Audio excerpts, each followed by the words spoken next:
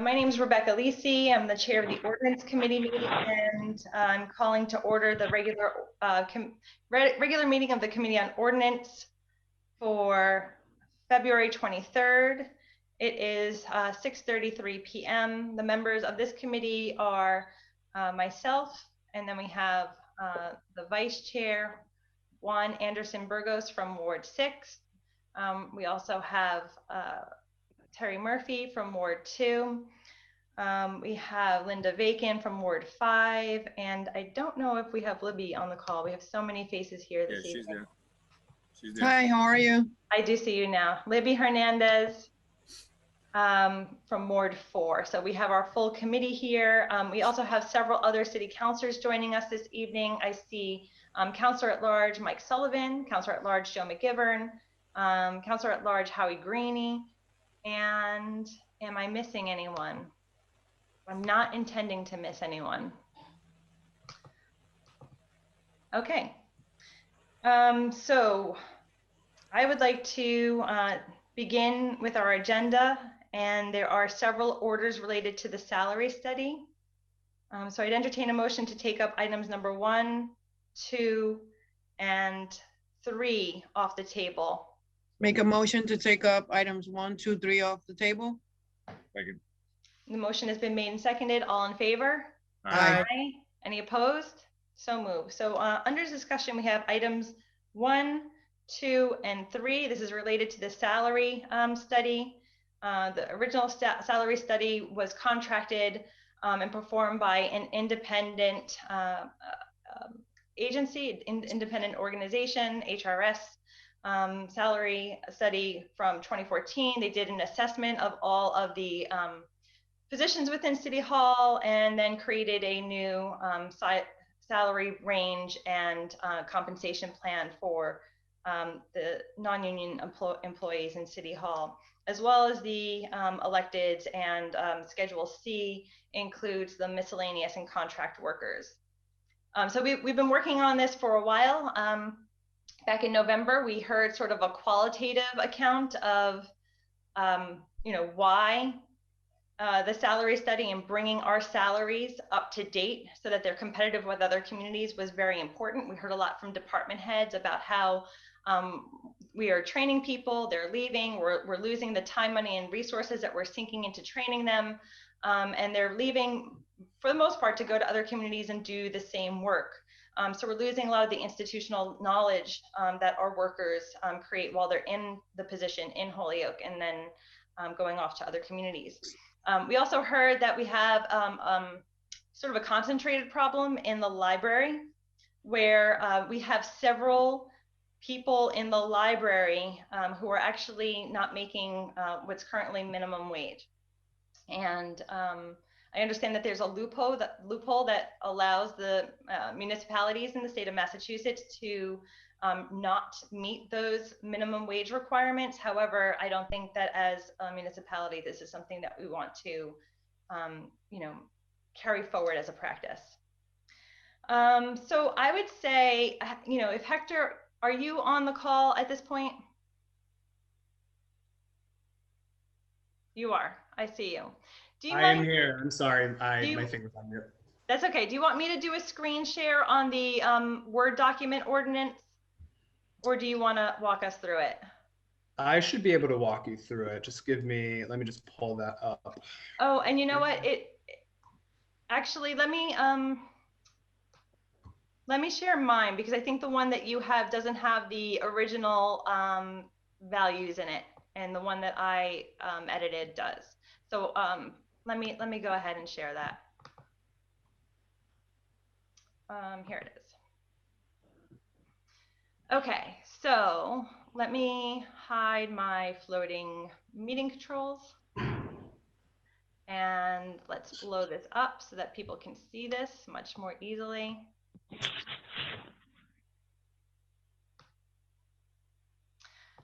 Okay, so one of the things that we did at the last meeting, and we can thank outside counsel Russ Duprere for helping us with this, is that we moved the salary schedule into a hiring schedule, and then defined how the hiring schedule would be used.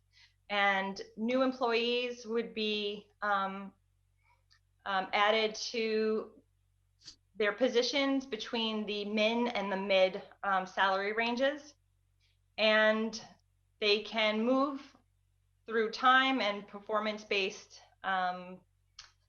advancements through the entire range over time. And if they hit the top of the range, they wouldn't be capped out as our present employees do cap out. They could reach the top of the range, but still receive stipends for longevity, other stipends for educational and residency incentives.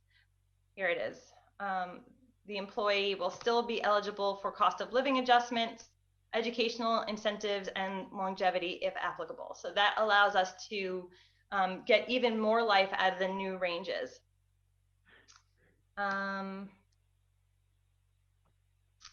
Let's go into the actual figures, because I think that's where we have left off, and that's what folks were asking for. Okay. All right, so here's Schedule A. And can you see the side comments? Because on my screen, you're on the side here. So are you guys covering up in the view? I can see. You can only see part of the numbers. Okay, so let me move this here on top so that it's not in the way.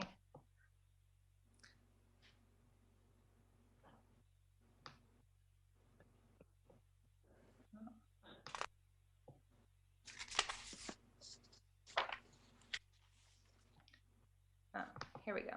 I want this to be sideways though. Can I do that?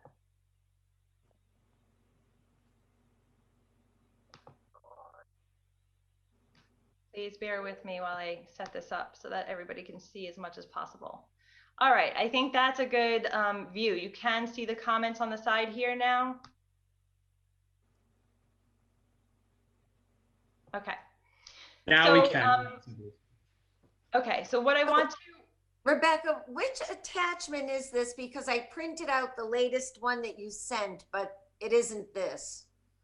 This would be the one that I sent following Jeffrey's email. It was the only attachment in the document because the one that Jeffrey sent was the old one. Right. And I printed one today that you had sent that has language, but it should say 2/18/21 as it's the ordinance 2/18/21. It would be it's the file name, so I don't know if you would see that on the document. Oh, okay. I'm looking at the title. It's an ordinance language that says not adopted at the top. Yeah, it still may be the same one because here it says not adopted still, but the one from the 20 so the meeting that we had on the 26th had the same language, and the only thing that Hector and I adjusted was this Schedule A, because the request from the committee was to have all these documents all these figures in the document side by side. Right, right. And so I don't know if it's just a formatting issue I'm having, but anyway, I'll look at this because my printout looks different. Okay. It may have been the way that you asked it to print out, but let me just see really quickly if I could find in the sent mail the date at least, so you can perhaps look in your email for the date that I sent it. Well, that's okay. I'll follow on the screen for now and I'll look for it later. Okay. What day did you send it? I'm not sure. I'm looking for it myself. Also, I'm not sure if perhaps the edits that, so on the screen, the numbers that are in purple on Councilor LISI's end may be in edit mode or in track mode. So if you print that out, maybe it does not print out that without accepting it on the document. So that could be it. So the email that I sent out to everyone on the council was February 22nd. Jeffrey sent his email out on February 19th, and then on Monday, the 22nd, I sent out the corrected document because I noticed that the old one was in there. Okay. And I printed the one from Monday. Okay. But All right. do you see the numbers are that if you printed the one from Monday, they should all be in there. They may not look the same because of the printout, but Right. the two sets of numbers would be there. That's what I'm just looking to match up. All right. Thank you. Councilor Sullivan, I see your hand up, and just based on the view that I have, I don't have the best view of everyone at the moment. So please just call out and let me know if I need to recognize you. Yeah, just quickly, I think I can help with this. When you printed out the purple numbers, the third line of numbers shows up underneath the job title. So they're not going in a straight line like displayed on the screen. But if you go over to the left, that third row of numbers will pop up underneath the like in that first one where grade 1, it pops up under assistant cataloger. The 33,000 number pops up there instead of over where it should be. Okay. Yes, I was able to track it once I figured out the numbers. Thank you. Yep. Okay, so let's just start from the beginning. So what is in grade 1 on the line? So I'll highlight it so that we know what we're talking about. This was in the original salary study. So this was the 2014 numbers, and the new numbers underneath in this line are the FY22 cost of living adjustment. So 6 years of 2% COLAs. So that was the number. These were the numbers that were in the spreadsheets that we were using previously. And then these are the present salaries. So the comments that I have over here, these are the present salary ranges. So for grade 1, the present range is 20,572 to 21,887. And that is now moving to 22,632 and 49 cents to 33,578 and 38 cents. So that's the new range, and then the midpoint is the midpoint. So for grade 2, you'll notice, again, this was the original salary study recommendations. Underneath, it's 6 years of 2% COLAs. The thing to note here is that we have 2 different positions in grade 2 now. The salaries go with the grade, not with the positions. So the positions are library assistant and reference library assistant, and they are presently making between 20,572 and 21,705. There are some grades with multiple positions that are making different salaries presently. So that's just another thing to keep in mind. So grade 3, I'm just going to do the present. So the present range is between 27,350 to 28,172, and now the new range begins at 27,385 and goes up to 39,174. Is everybody following along? Mm-hmm. Okay. Grade 4, it presently is at 24,792 with a max of 25,541, and that's going to $39,022 to $43,048.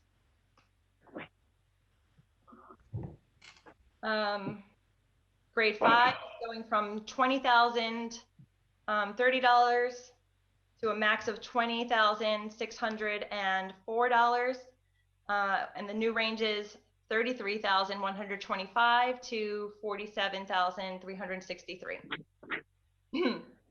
I'm going to go to grade 6 and just again explain the comments. Can I just ask you a question on archivist number 4? Archivist? Yep. Yeah, I mean, all the others, I don't see the minimum becoming more than the maximum, and in that one, the minimum has become more than the maximum previously. Yeah, so one thing to remember is that in the HRS study, they did a full sort of like inventory of the positions to see what the work that they were doing was. So like, you know, archivist in Holyoke may be different than archivist in West Springfield or archivist in Northampton. So they did a sort of like forensic look at what the archivist in Holyoke is doing, what their job roles and responsibilities were, and then made a recommendation for where they should be placed in the grade. So if we look at the, you know, 24,792 to 25,541 range for the previous archivist, they were probably at a different grade previously. Hector could probably speak to that more concretely, but I don't think it's really relevant. I think the idea here is that through the salary study, through the forensic look at what each position actually did and how to compensate these positions for the work that they're doing, HRS assigned the archivist to a new grade, grade 4. And this is the range for grade 4, which essentially picks up where the, you know, just at the cap of grade 3. And do we know where they were previously? I mean, the salary is there. I can't say off the top of, you know, my head where they were previously, but the range is $24,000 to $25,000. So it looks like it was here in well, no, those are the new, those are the old adjustments. I couldn't say. Right, but if you, Councilor Murphy, if you look at so if you actually go line by line, detail by detail, you will see that certain positions,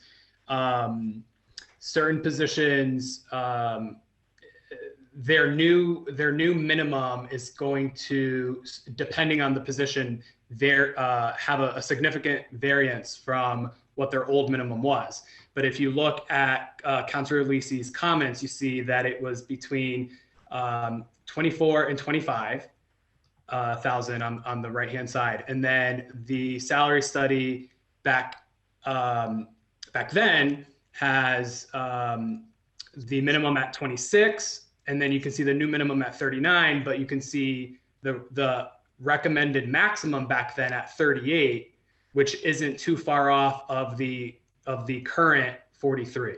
So there is a variance. It's just, it kind of depends where they recommended the position, and kind of piggybacking off of Councilor LISI's statement, it kind of depends of where they recommended the position should fall within the new salary schedule. So for someone like, as we go through this, you'll see currently where we are today, the director of the library does not fall in line with where my salary is today as the personnel administrator. However, with the new ordinance, the director of the library, it was recommended that that position does fall in line with the position of the personnel administrator as well as the tax collector. So it's not all of the data is apples to apples. It's really based off of comparison, again, with the market trends that they studied, and then we took that data and built upon it. So it's just to say that the market data talks about the ranges for the job requirements, and then HRS also looked at the job requirements and responsibilities for each position, and then readjusted which grades they might fall under. I saw a hand from Councilor Anderson Burgos, and again, I don't have the. I still want to follow up on if I can. Okay. So again, I mean, I'm looking at that. So I look at the two things. Number one, I looked in the budget. I don't see archivists funded in the budget at all. So I just want, maybe it's somewhere I'm not finding them, but I looked in the budget today. I was going through all these things, trying to see what they were. But if you notice in this one, the minimum to the maximum is about a $4,000 difference. If I go up to the custodian, the minimum to the maximum is a $12,000 difference. And if I go down below it, the minimum to the maximum is about a $14,000 difference. And if I go to the next one, it's a $16,000. That's the only one where there's no difference. I mean, you're talking starting at a very high minimum compared to the others, and then you're not having the growth. So either, I mean, it just looks like it's out of This whack. actually, yes, I see what you're saying here. This might actually be a math error because the other ones, this looks okay, but this one does look a little bit odd. Maybe it's supposed to be 29. Hector, can you check the spreadsheet on that one? Yep, I can do that right now. Okay, let's keep going with questions, and then we'll come back to it when Hector has that answer. Counselor Anderson Burgos. Yes, there was a question in chat that was just asking if these were full-time. I said yes, that these were full-time positions, but I just wanted to clarify that and make sure. They're not all full-time positions, but these are full-time salaries. So you could get an hourly wage based off these salaries and then calculate it out to the number of hours that are worked. Thank you. Okay, so we are checking on this here to see if this is a typo, so I'm going to just keep going. So grade 5, we have computer coordinator previously between 20,000, fairly narrow range at $20,000. That is now between 33,000 and 47,000. Grade 6, so here's an example of like multiple positions being reassessed and brought into the same grade. So previously we had administrative assistant to the city council making between $33,000 and $51,000. Administrative assistant to the fire chief making between $36,000 and $40,000. Administrative assistant to the police chief also making between $36,000 and $40,000. The cataloger was making between $25,000 and $26,000, and the head administrative clerk was at that $36,000 to $40,000 range. So based on the job descriptions and responsibilities, they've all now been lumped together in grade 6, despite the fact that they all had previously, fairly different salaries. And now we have a new range between $36,000 and $52,000. Moving on to grade 7. If anyone has a hand or a question, just stop me at any point. Grade 7, again, we had multiple positions here between, if you see at the low end, there was the $20,000 to $21,000 salary for, I think, the financial manager of the library. And then at the high end, we have this $36,000 to $40,000 position for the paralegal. They've all now been brought together under grade 7, and the new range is $40,000 to $53,000. Grade 8, again, you see various salaries in grade 8, including $36,000 to $40,000 for the administrative assistant to the mayor, and then going all the way up to $45,000 to $51,000 for the assistant city clerk. And now everyone is brought into the range at $44,000 to $58,000. A couple other positions there. You'll notice that as you go through this document, some of these positions are crossed out. They've been crossed out either because they are positions that have been deleted altogether, like we deleted the creative economy and industry coordinator. We deleted that position, and another good example would be over here, the animal control officer migrated sometime since this report into the Professional Supervisors Association. So we don't even have all these different positions any longer. Not that they're not filled, but we are not using these positions in the current arrangement of work and responsibility in the different departments. Grade 9 is ranging, previously it was between $33,000 and $40,000.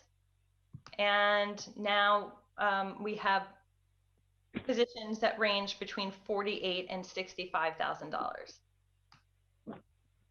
Grade 10 was previously paid at 36, and I shouldn't say grade 10, I should say this individual. So the assessor was previously paid at $36,000 to $56,000. They have now been moved into grade 10 with a salary range of $53,000 to $73,000.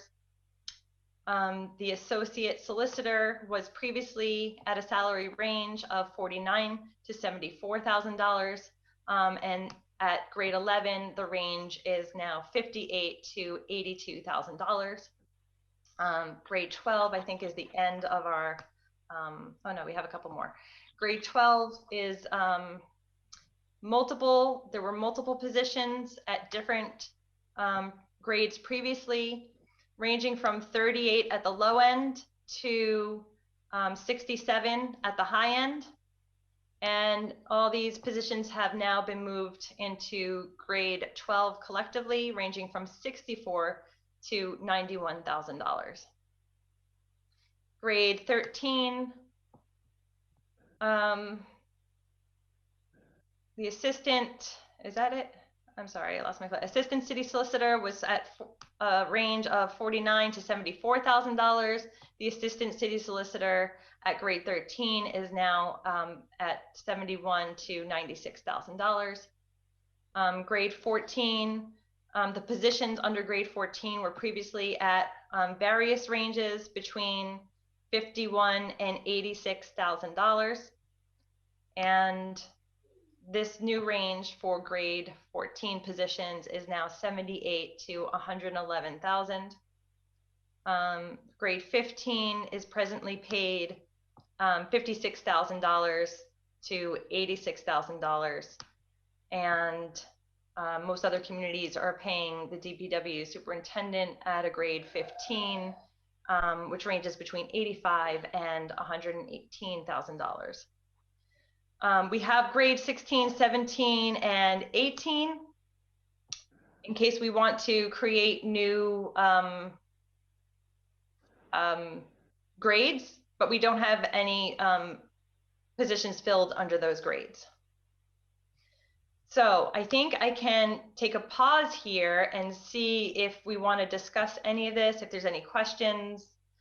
We could go back to Hector and see if that grade 4 issue was a typo.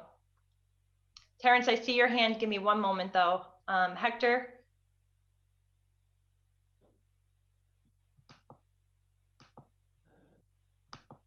Hi, can you hear me?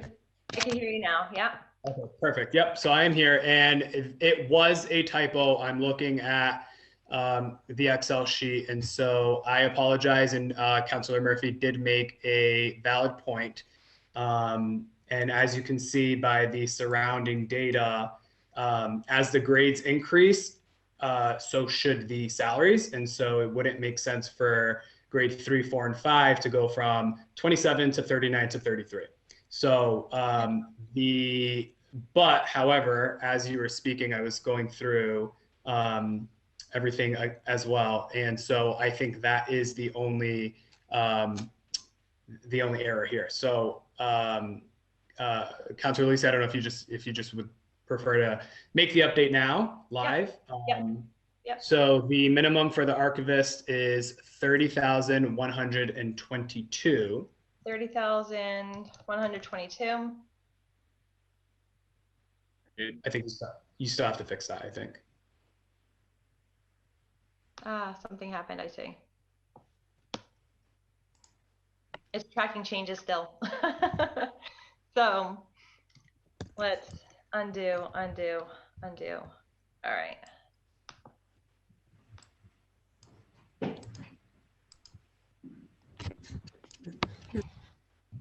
Nope, that's not going to do it either. It's not really giving me the space to make this amendment. I'll make a note of it over here as a comment. Okay. Can you also give us what the mid rate would be, Hector? Yep. So the mid would be 36,602.90. Okay, and then the math? and the max would be 43,084.02. You mean Thank you. 048?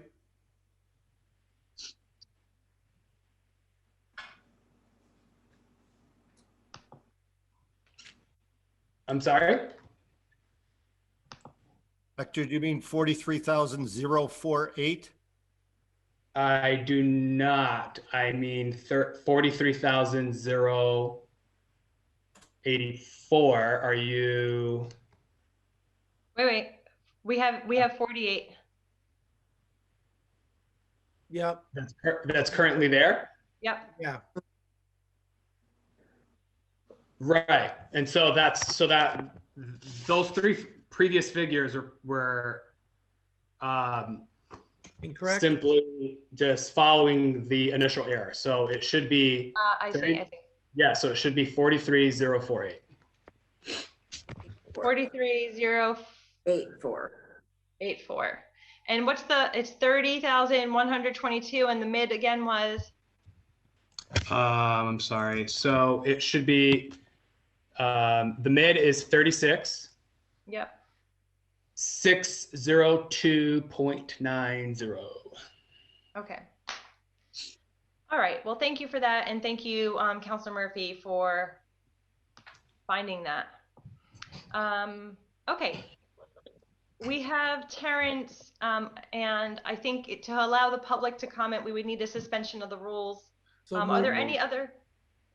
There's been a motion made, and is there a second to allow the public to speak? I'd like Second. to make the motion. Thank you.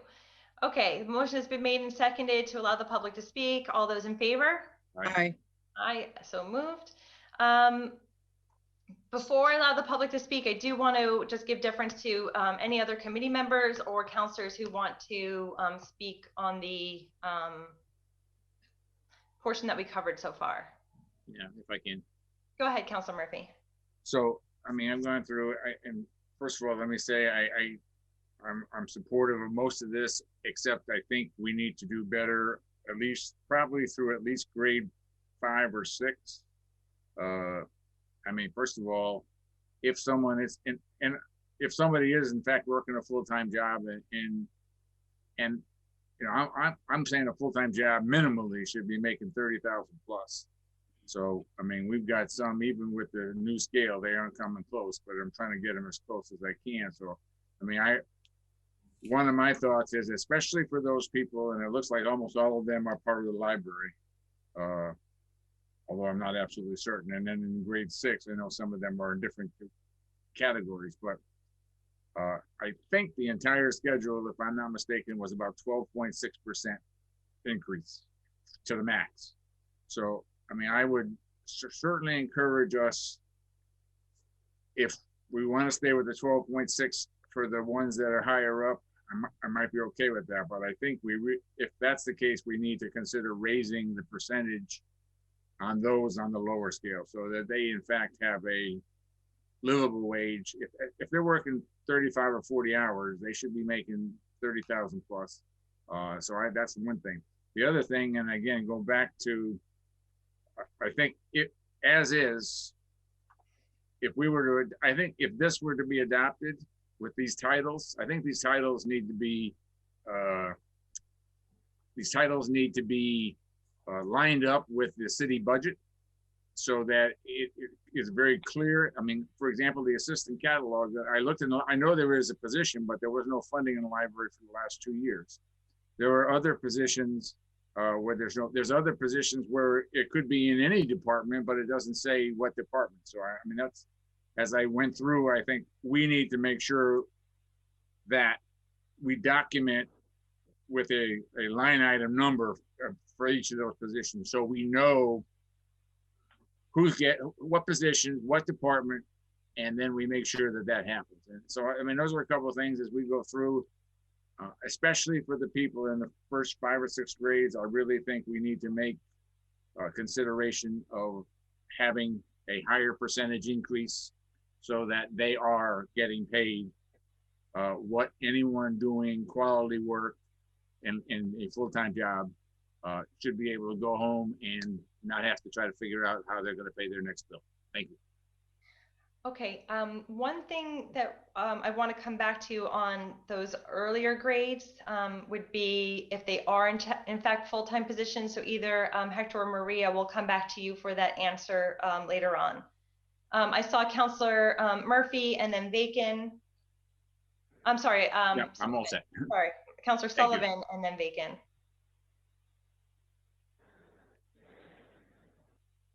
You're on mute, Mike. Okay, there we go. Yeah, so I just want to go on record, you know, and to inform the public and the people that are going to be speaking tonight also, but everybody else that's watching, because I've received numerous emails and there's been a lot of discussion that what everybody's looking for and talking about is that we adopt the library salary schedule, right? And this is much, much, much more than a library salary schedule. And, you know, what's being put in front of us and is much more than that. And although a group, I shouldn't speak for everybody else, but for myself anyways, while I very much favor a long overdue increase for the library workers, the fact that I think adopting it is tied to adopting pay raises across the board for a bunch of other departments, and tying the two together and making theirs dependent on adoption of the whole package is not fair. That's my comment on it. Counselor Bacon. Thank you. I just have a couple of comments, and one is that I had been working with Hector and Tanya on putting forth a separate salary scale and schedule revision for the library. But then I was informed that the library wanted to stay with the whole. And so as Counselor Sullivan has said, therefore everything has remained merged. And I am more open to fixing the people that are below the minimums, but in all cases, we have to find the path of affordability between whatever we recommend and whatever we will actually be able to pay and afford in the budget. And I think we really have to keep in mind who the people are that we're looking to support this budget. And while our city employees have been fortunate and have not been subject to layoffs, I believe we're looking at anywhere from 6% to 8% unemployment here in our city, and a number of hurting businesses with this COVID shutdown that we're still under.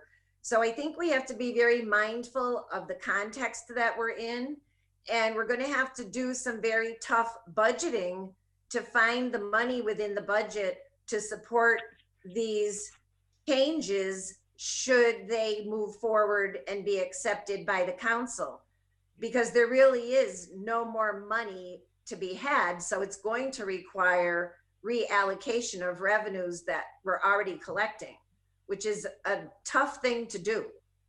Thank you. Thank you. Terrence, I see you're still waiting patiently, and I do recognize you. It's just our usual protocol is to give deference to the counselors first. So I'm going to go to Counselor McGivern and then hopefully over to the public. Thank you, and I'll be quick, Counselor LISI. Obviously, it's a two-step process here, and this first step is very long overdue, and changing the ordinance so that we have choices, appointing authorities have choices, department heads have choices, and individuals have some hope that there is a change coming in the city, the way we do business. We've done the study, we've tweaked the study, we've talked about this for months. We started it years ago, and it is so far overdue. It can be mind-boggling. And I understand, if we looked at and across the board, looking just to get people into the minimum of each of the grades, we're going over $100,000 for this year. But I think there's ways to do it. along Councilor Bacon's line. I think it's a great idea. Why don't we put out or ask the mayor to put out to each of the department heads what they can do within their budget to support these overdue increases.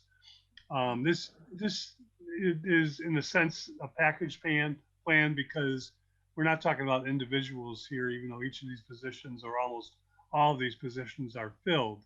But we're talking about doing something as if, you know, none of these positions were filled. And we can't separate that. We've come too far making the arguments. We've come too far looking at these positions.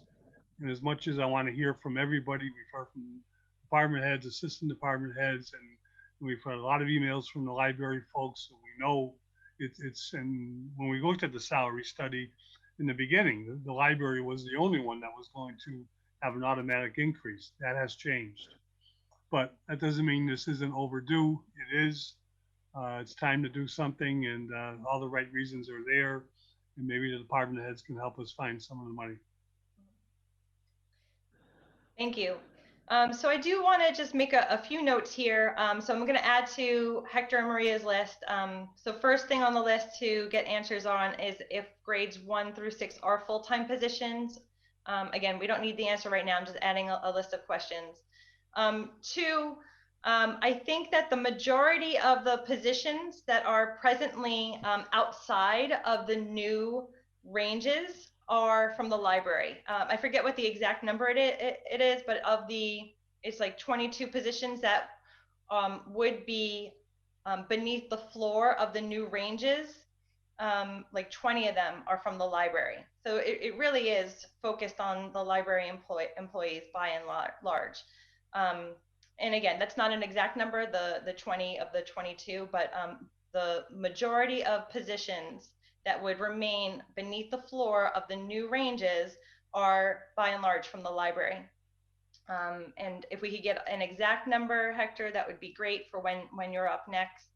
And then finally, in the original spreadsheet that we were sharing, the cost of bringing all those employees that were outside of the range, so beneath the floor of the new range, the cost of bringing everybody in, the number we had there was $230,000, but it was based on the exact positions.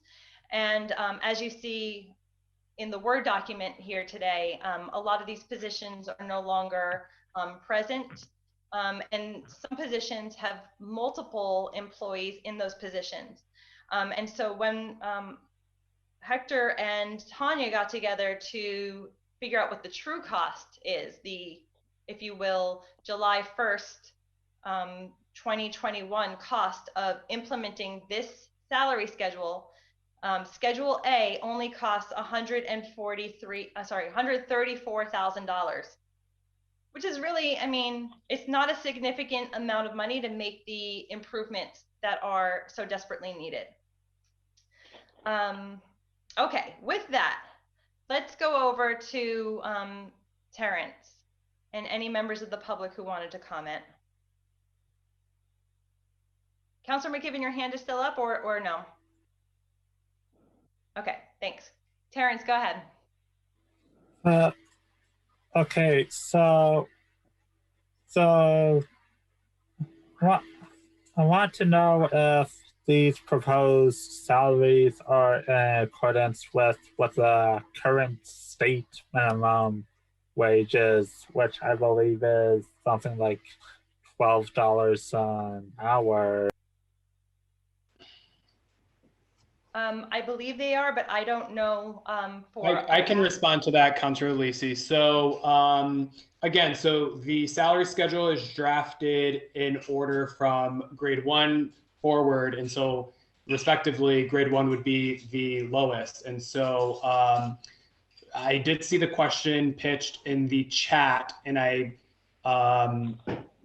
if I just by skimming and I did a quick calculation, the only position in question that does not meet the minimum wage, and this I think will also have to be based off of partnering with Maria from the library just to determine the question of part-time and full-time.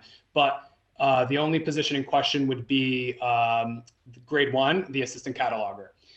If you go from grade 2 forward, grade 2, the minimum salary would be at $24,895. And if you divide that annual salary by the number of hours in the year for a full-time employee, which would be, the data was based off of 1,827 hours. It brings the individual above Massachusetts' current minimum wage, which is $13.50. And so that figure, that $24,895 figure would be, close to minimum wage, but it will be above minimum wage. I think it came out to like $13.62 or something to that. Thanks for that, Hector. Terrence, are you all set, or do you want to ask any more questions? Yeah, I do have a couple. I do have a couple more thoughts, but I'm okay with letting someone else talk. I don't want to suck up all the air. Okay, thank you. Let's go to Jason. I saw Jason's hand up first, and then Russ, you'll be able to make some comments. Hi, how you doing? My name is Jason LaFave, and I used to work at the library, so I'm just going to give a little perspective. I failed to ask our members of the public to just state their name and address for the record. So Jason, do you mind stating your name and address, and we'll go back to Terrence afterwards. Sure. I'm Jason LaFave. I live at 113 Nonotuck Street. And I used to work at the library. I worked there for about 14 years in various capacities. When I left in 2019, I was one of the assistant directors. And I'd just like to briefly, I'm going to be brief, and it's not a strength of mine, especially on this subject, but give a little bit of scope and scale to what's going on. We have full-time employees that have worked, not full-time, we have employees that have worked for the City of Holyoke for 20 plus years that are currently getting paid $10.53 an hour, which is obviously well below the state minimum wage. This problem is not going to get any better anytime soon. We all know that the state minimum wage is going up, and it's going to continue to be a huge disparity. It's very, very hard to hire people and take yourself seriously when you put out a job ad and it says, we will pay you $11.53 an hour to come work for us. It's hard to get people that'll stay long-term. And I'll be honest, knowing people that still work at the library, knowing everyone that has worked and will work and currently works for the library, when that's the type of pay that's being offered, you don't feel like a valued member of the City of Holyoke, and it's not a good thing, and it needs to be solved. And it's not exactly like the library is asking the committee or the city council to snap their fingers and make this happen overnight. This has been a really, really long time coming. So I understand that there's a lot of hurdles and obstacles, but it's a desperate situation, and I don't want to be melodramatic, but it needs to be handled sooner rather than later. Thank you. Great. And then Terrence, can we just go back to you for the address, please? That's 5 Kane Road. What is it again? I'm sorry. 5 Kane Road. Kane Road. Perfect. Thank you for that. Russell. Hi. So I was going to comment on the minimum wage issue just briefly. So obviously most public sector employers do try to meet minimum wage, but it's actually not required from a legal perspective. So the public sector is not actually governed by the state minimum wage law, oddly enough. The federal minimum wage does apply. So that's just really an aside more than anything else. As far as the various proposed increases, one thing I would say is that since it is based on this study that the city had commissioned, that if we do end up looking, or the council wants to look at changing particular positions, I think we would need to look very carefully at it and compare it to how the study originally came up with the numbers in the first place. And doing that might, it might be quite a bit of work. And I think the study was pretty thorough. So, maybe if you're adjusting, I would just say you might want to look at adjustments kind of wholesale as opposed to trying picking and choosing, because the data in the study was based on the area municipalities. Is there like a suggestion for how how that might be applied. I mean, I feel like the work that Hector did with the 2% COLA per year, and we sort of verified this with HRS. They felt like as long as we were applying the COLAs to the schedule, that was an appropriate way to work with the information that we had in the schedule, but applying it to the data in any other way would really sort of undermine the integrity of the schedule. And yeah, I think it'd do you be, have any ideas about how to sort of deal with perhaps the grades 1 through 6 in a systematic way? yeah, I think it's, I guess what I'm saying is if you're going to modify it, you know, I think you should do it for all the positions, not just pick and choose them, because it's not going to be, you know, you paid an outside company to do a lot of research and come up with a basic baseline. So maybe if the decision was it's too much money in 1 year, as we discussed previously, you could do it over more than 1 year, that type of thing.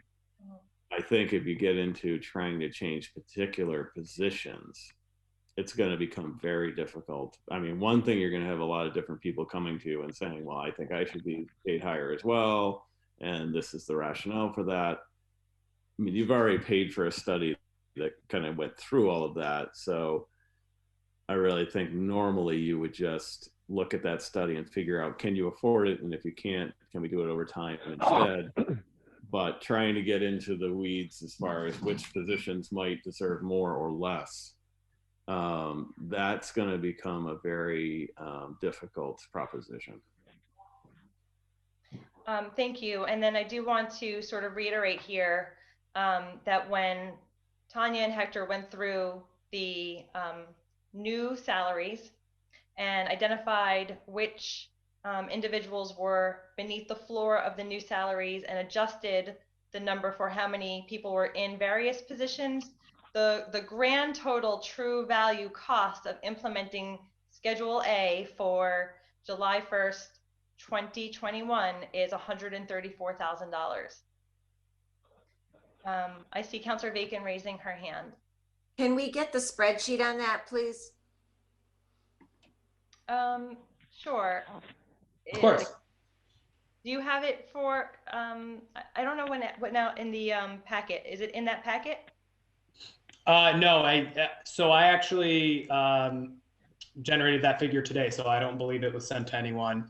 And Councilor Bacon, I can share my screen, which is more of a working document on my end, but Tanya and I can definitely consolidate the data and put it onto a much more cleaner version to be shared with the council.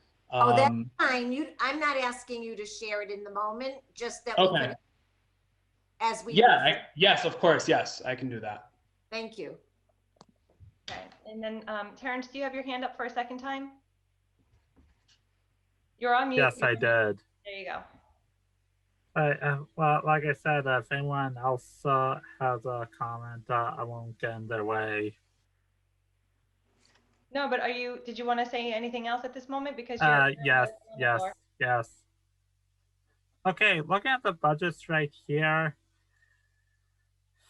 I'll try to keep this brief, but I think what this budget shows me is that just how little libraries as an institution are valued, because we're in an age where the flow of media is increasingly under tighter controlled by massive corporate entities, and we also have like a lot of corporate media out there, people arguing like what's real news, what's not. And it seems to me like libraries, like they're spaces where information are democratized, anyone can go there and check out a book or read a magazine. I mean, it just seems like I just don't think information should be a privilege only to those who have the money. And also, I'm looking at the custodial position as well. I think that position should be paid a lot more, since in the age of COVID, this is a position that's literally risking his or her own life to keep everyone else safe. So that just doesn't seem like it fits with, to me at least.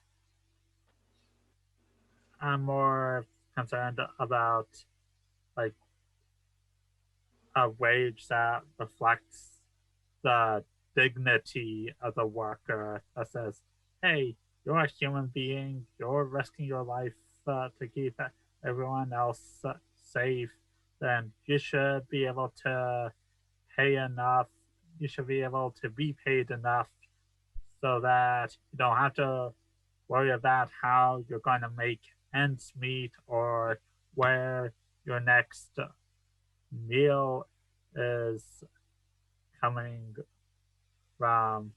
And we also, and the previous administration, I think it was,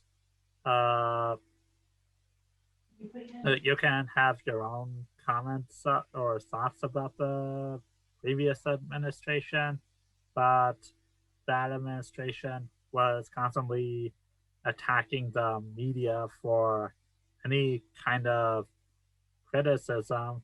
And being that we did have that brush with at least what is in my mind straight up authoritarianism. I'm gonna say, Terrence, we're starting to veer a little bit off topic here. So I'm going to move on to George, but if you feel like you have a way of bringing it back to the positions and the comments that you want to make on the salaries, we'll come back to you. Okay. Thank you. George Meddy. Yeah, good evening. George Meddy, 7 Hemlock Drive, Holyoke. Thank you. I'm president of Holyoke Public Library Corporation. I just wanted to say that appreciate counselors and Rebecca LISI for really taking this issue up. It's been going on for quite some time, and these employees at the library really deserve a raise. It's been a long, long time since they received one. Even in the good years when other people were receiving raises, the library employees did not. So in my mind, it's way overdue. I think this is a step in the right direction. While I agree with Councilor Murphy, I just don't want to add something that's going to take more time to implementing the schedule. So while I appreciate Terry Murphy's comments, I really think we should go ahead and approve this schedule and move forward. I don't think delaying it any longer is palatable. And we're having a very difficult time filling our vacancies.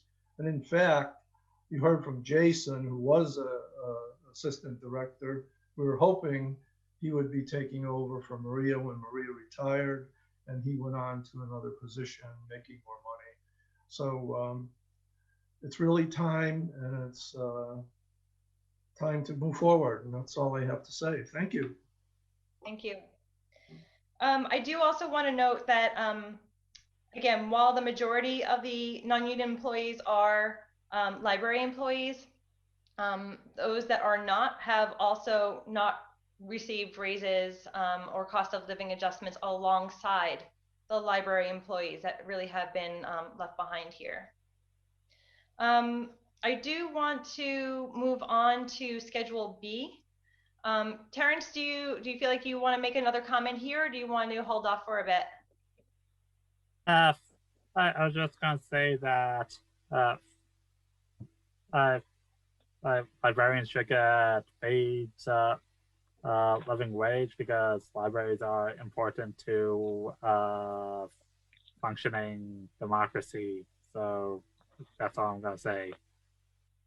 I think that when the library that we presently inhabit, the original building was when the original building was erected, it was dubbed the People's University because of the democratizing effect that access to information had for our community.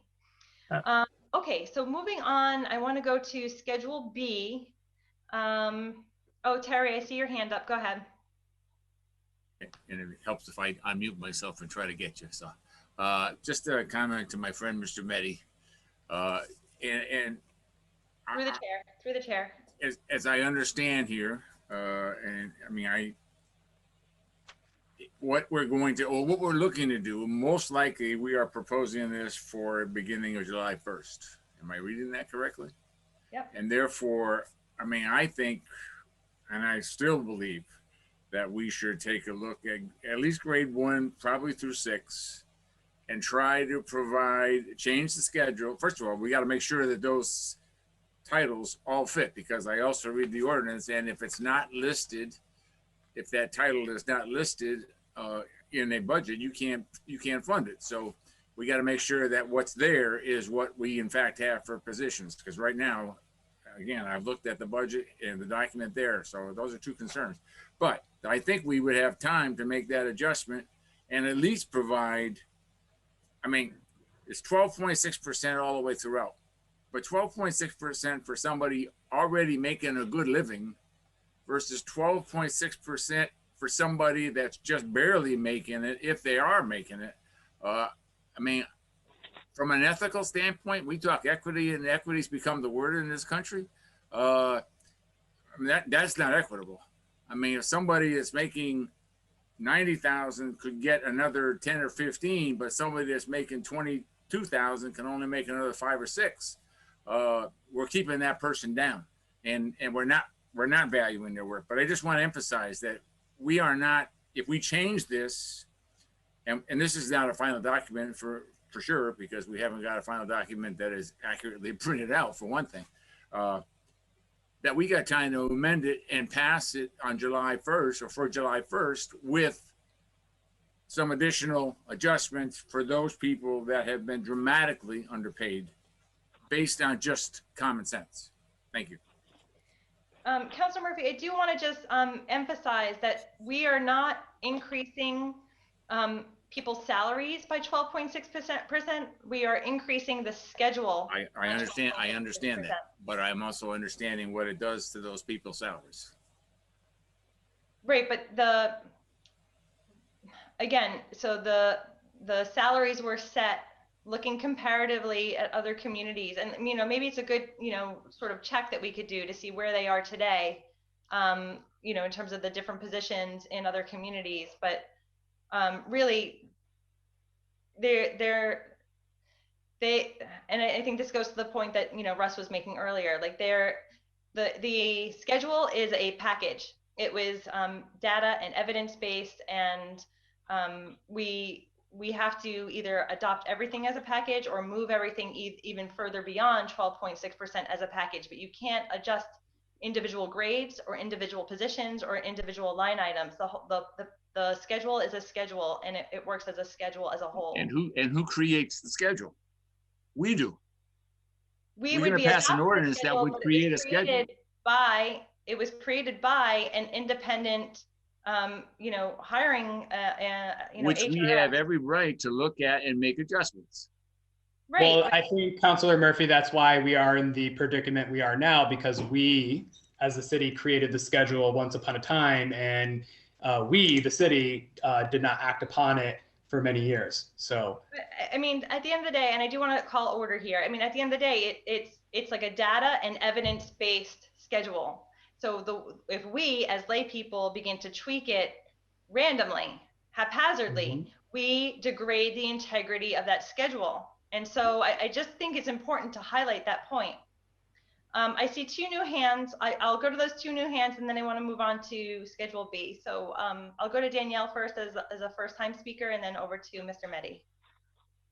Hi, thanks. Danielle Brown, 3 Magnolia. I just wanted to go on record with my support specifically for the library, but of course for everybody who's been chronically underpaid by the city. And Councilor Murphy, thank you so much for making those points. I think they're excellent points about what the cost of living is in America. And I think that there are a couple of things in particular right now about the libraries that are a problem. So by undervaluing librarians, you're also undervaluing what they do as a public service. And this is a point I think Terrence was trying to make earlier. Libraries are one of the last places in America where you can spend time without being expected to contribute to commerce, right? And by undervaluing the people that work there, not only are we sort of insulting their commitment, their intelligence to the work that they do, but we're also undervaluing ourselves as a community because we're not allowing for people to spend time in a place that would actively make them better, give them access to resources, allow them to, in non-COVID times, commune, and so I think that devaluing those employees is really doing our whole system a disservice. Additionally, the MIT living wage in the state of Massachusetts for a single person with no children is just over $39,000. And if you look at the beginning stages, the beginning grades of that survey, a number of those are still well under that number. And I understand that a study has been done, but quite frankly, the fact that it's been sat on for this long is embarrassing and a social justice issue. And the fact that it's been done but hasn't been implemented is an enormous problem. But if you're going to take the time to do it now, since it's already been 7 years since the last time the study was done and the grades were created, I think you might as well do it right to the point where the lowest income folks who by and large at the library are women and people of color who are being systematically oppressed in so many other ways, we should at least be giving them a living wage to do the jobs that we're expecting them to do. Is that all? That's all. Thank you. Mr. Meddy. Yes, I just wanted to say that my primary purpose here is to support the library, but secondarily, I really support the schedule. The assistants to the fire chief, the police chief, those positions, we need to support them too. So I support the schedule as a whole. Thank you. Thank you. And then Terrence, did your hand go up again? Yes, it did, but I see Danielle's hand is still up, so I will. Are you all set, Danielle? Brianne. Hi. So I am name and address for the record. Yeah, so I live at 308 Scale Street in Chicopee, but I am an employee of the City of Holyoke. And I just wanted to comment on this wage schedule. I understand what you're saying, Rebecca, about it being either you take all of it or you take none of it, and that we can't be modifying specific parts of it. But I do really want to advocate here for whoever it is that is at the grade 1. I recognize what Russell said earlier, that municipalities are exempt from minimum wage law, and other than adhering to the federal minimum wage. But as a fairness to that employee, they should be making at the very least the state minimum wage.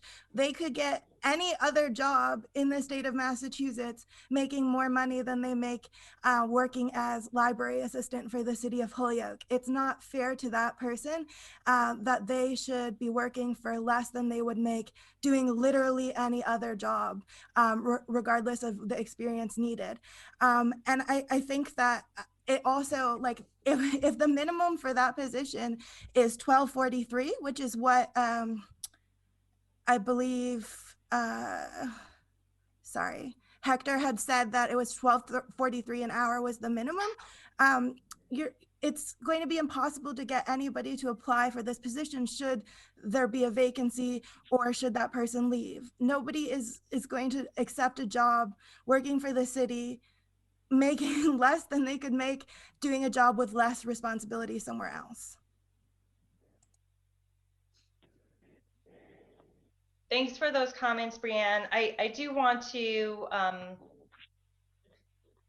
you know, based on the schedule that we have before us, I think we can, you know, recognize that some of these positions in these early grades are probably not where we want to have folks in terms of, you know, living wage.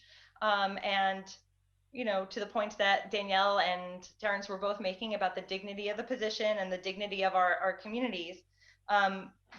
It's just that there was, we're at year 7 in terms of like where the life cycle of this scale, and we have been able to adjust the schedule from its 2014 iteration and moved it forward as if, you know, we did adopt it in 2014 and then had everyone experience a cost of living adjustment for the 6 or 7 years since.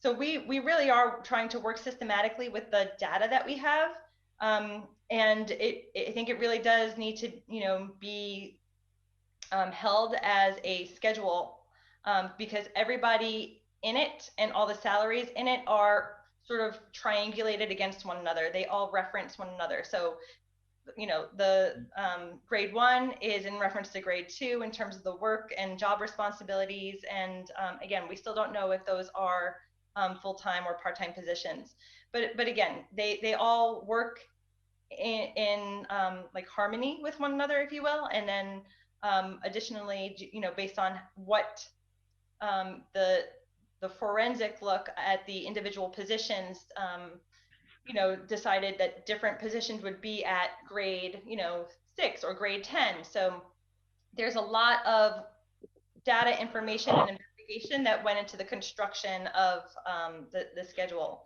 And we probably are due for another assessment, but in terms of actually working with what we have before we pay for another, you know, outside assessment of our salary schedule, this is, I think really this is the best we can do at the moment. And I would fully agree, it's probably not good enough. But this is, I think, the schedule that we have to work with to, you know, for better or for worse. I see Kevin Jordan is here with a comment. So Kevin, name and address for the record. Yeah, Kevin Jordan, 18 Raymond Avenue. Thank you, Madam Chair. Just a couple of points I wanted to make to weigh in on this. I think the one thing is on the adoption of any salary ordinance, there should be a provision that ensures that anything that we adopt is consistent with the minimum wage law. One of the things that this has been adopted subsequent to the 2014 study, and one of the great travesties that's occurring today in city employment is you have numerous categories of individuals, including employees at the library, why I'm particularly sensitive to that, are not being paid at least the minimum wage. And as that goes to $15, this disparity is ongoing. I would point out it's also occurring for cafeteria workers in the Holyoke Public Schools. Yet we tout ourselves as being in favor of the minimum wage. But interestingly enough, most citizens don't realize that Holyoke, like most municipalities, exempts itself from the minimum wage. So therefore, we should hold ourselves to at least the same standard that we ask for the private sector. And I would ask that a provision of any ordinance be adopted that says Holyoke will not pay its city employees less than the minimum wage currently prevailing in Massachusetts. One of the things that I would also point out to you is I think we need to be less concerned in this salary analysis and changes about elected official changes. I think we need to be less concerned about the salaries at the top. We've never had a problem ever filling those positions. It's these lower paid employees that really need the help. And we're, you know, we'd all be blind to say that we don't have major budget challenges. And I think everybody on this call would agree to that. But we need to do what's right. And for the folks that are at the bottom, they need a living wage. So if that means we have a minimum salary of $13.50, then we go to 14.25 and then 15. That's going to ensure that we at least take care of the folks at the bottom. And I think every citizen of Holyoke would agree with that position. So we should just please make sure that if we could, that piece of it happens. And as far as some of these caps that go to 90, 100,000 plus on some of the upper level positions, unfortunately for some of the folks that if you're at the top, I don't think we can really be lifting the ceiling right now for a lot of the folks at the top. And that includes the mayor position to 120,000 or some of these other positions. You know, we just can't do anything. But what we can do and we need to do is the folks that are making 12 bucks an hour, they need to be at 15 bucks an hour minimum. And some of these other positions that are in the upper 20,000s, those folks, $5,000 or whatever, that's a huge difference to them. And that's the difference between food on the table and covering prescriptions and these other things. So whatever we do, that needs to be taken care of. So I just wanted to weigh in on that piece and thank you for your time. Thank you. Russell and or Hector, I wonder if we made grade 1 at the bottom, so the minimum for grade 1, reflective of the Massachusetts minimum wage, what percentage increase would that be? And then I think we could probably adjust the entire schedule upward from there. But I do think that, you know, it's a document that works in both directions. It works vertically and horizontally as a unit because that's where the data sort of, you know, arranged everyone. So if we were to bring grade 1 employees up to Massachusetts minimum wage at the minimum salary range, where, you know, what's that percent increase, if you will? And then we would be able to apply that same percent increase across the entire document. Do either of you have the ability to work on that in the next few minutes? I wouldn't, but I think maybe Hector could. I'm not sure. He has the Excel. We don't need an answer. I do have the Excel, but I don't think that will be something that we can get to in the next few minutes. We can certainly produce that data. I would just like just to support again and to piggyback off of Councilor LISI's statement about addressing this document as a whole. I think there were some comments earlier about having the library part of this and this document or this conversation or not. I just want for the record and for folks who have recently joined us today for the first time, as opposed to the several meetings we've had in the past, the library was part of the, or many of the positions in the library were part of the original salary study that was conducted years ago, which is why they are also included in today's, data that we're presenting. And so as a city, the library is certainly a department that is heavily impacted, unfortunately, but the circumstances surrounding the impact are no different from the rest of the employees on the sheet. So really, it is an entire. The bigger picture really encompasses everyone from the original salary study who has not been able to receive these increases. And so with bringing folks up to above minimum wage, to Councilor LISI's point, the existing salaries or the proposed salaries are supported by the data and analysis that were conducted back then. And so that goes from anything of job responsibility to certifications to it varies from anywhere from grade 1 through grade 19. And so as we adjust any position, I think that's really why we can't adjust just 1, 2, or 3 positions. We really would have to reconstruct the entire salary schedule. And we really can't favor or be in favor of just any particular position, because that would just be a bias decision or recommendation without any supporting data behind it. So those were just some couple of comments that I wanted to present. But we can definitely manipulate the Excel spreadsheet to have grade 1 meet Massachusetts' current minimum wage, and then see what we can do to adjust everything that follows. I would also like to add that minimum wage this year will not be the same next year, and so minimum wage will continue to go up. I believe the current expected minimum wage will be to end at $15. And so currently it's at $13.50. So we can adjust the spreadsheet to be $13.50.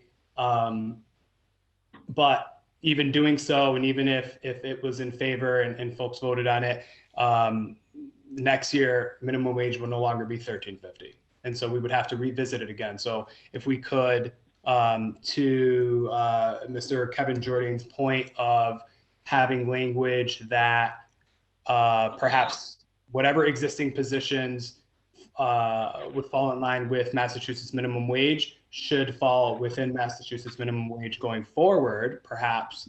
But again, that may have a trickle-down effect. He didn't do his milkshakes.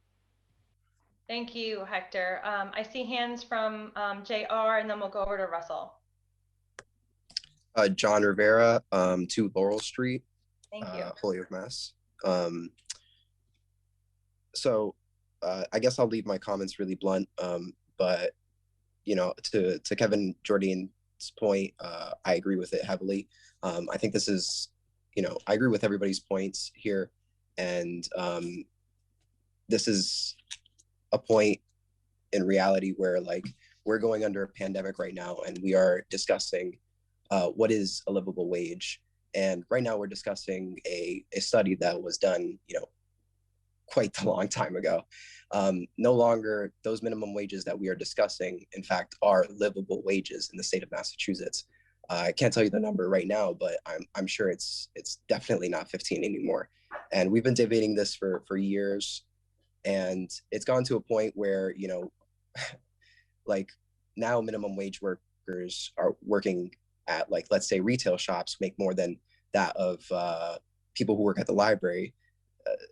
That is, I'm not one to put one job or another, but we understand where our kind of heads are at, the commonization of America. And I don't really need to go into great detail of that, but it's to me, it's disgusting that these people who put, books on our table, who, are there at the center of democracy, who are providing, education to those who want to be educated without a diploma or with a diploma, they are not being paid livable wages. And a study took 7 years long to figure out what evidence-based, and I think it's very silly, and it breaks my heart truly that it took this long to get a study implemented this long. And I really don't want to pull anybody's line here, but it saddens me. Holyoke is going through some things. We need to do better, and it's really sad. I'll leave my comments there. Thanks.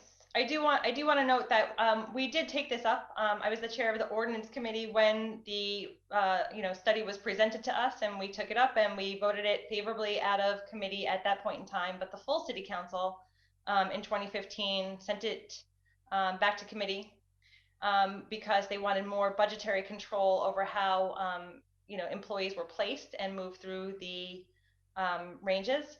And then we had, different folks sort of chairing the committee, and it's languished in committee for many years. So this is a last ditch effort to sort of, again, implement the study that we paid for in 2014,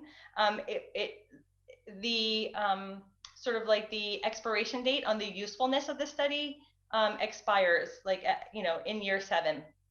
That's what we learned from the folks that conducted the study when we checked in with them about the methodology that we were using here. And again, I do want to emphasize that the work that went into the study places individuals based on their job responsibilities in relation to one another, and then also creates ranges that are competitive with, I believe it is 15 other communities in Massachusetts. Russell, I see your hand up. Yeah, I was going to say that most of my other clients, so for one thing, I think most public employers have agreed to match minimum wage, even though it's not required. It's been done throughout the state. And I think the vast majority of my clients have done so. But what I would say is I don't know that you need to modify the whole schedule. I think most of my clients, what they did is they actually just changed the bottom of the scale to make sure everybody was making minimum wage, but they didn't adjust all the way up. And part of that is because the minimum wage, even though it's not a huge dollar amount percentage wise, it could increase the top of your scale dramatically, even though what you're tending to do is increase the bottom of your scale, the lower end of your scale. So I would recommend you just modify, that first starting step to match minimum wage and maybe do it over time, like Hector said. So every year, if it goes up, your bottom of your scale goes up.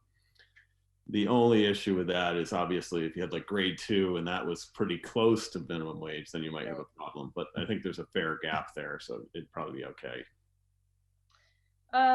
Just referencing it quickly. So grade 1, the fiscal year 2022 extrapolated ranges go from $22,000 to $33,000, and the grade 2 goes from 24 to 36. So they are fairly close to one another. Grade 3, I think we start to see a bit more distance between, it starts at 27 and goes to 39. So, maybe it's, grades 1 and 2 where we need to adjust upward. But yeah,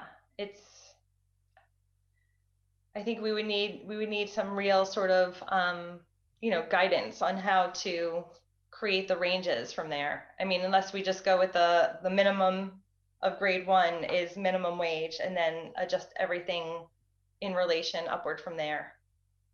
And I don't know where and how to place grade 2 in relation to that, but we'll take a shot at it, I guess. JR, is that your hand up again, or are you all set? I'm going to assume he's all set since he's not answering. All right, so we have discussed Schedule A, which is our non-union employees. For discussion tonight, we are also looking at Schedule B. Schedule C, there really haven't been any changes except for individual changes that we made. So let's go back to screen share. Go back to the hiring schedule and, oh, you know what? This one, I think we want to actually have the elected data that Jeffrey sent us in the drive. Sorry, folks, sorry to keep you waiting.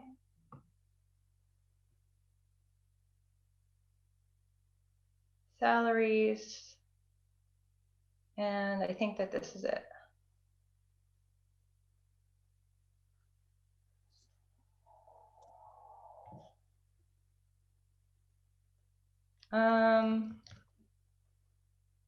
Yes, okay. Thank you again for waiting and being patient with me. Screen sharing, current salaries for elected officials, sharing this and blowing it up for sure.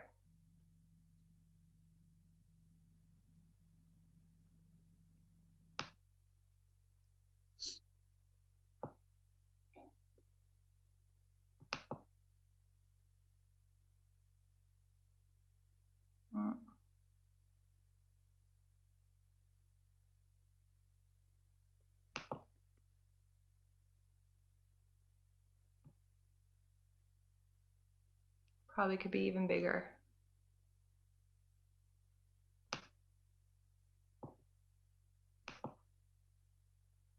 Is that legible, or should I go further, folks? It's legible. It's legible?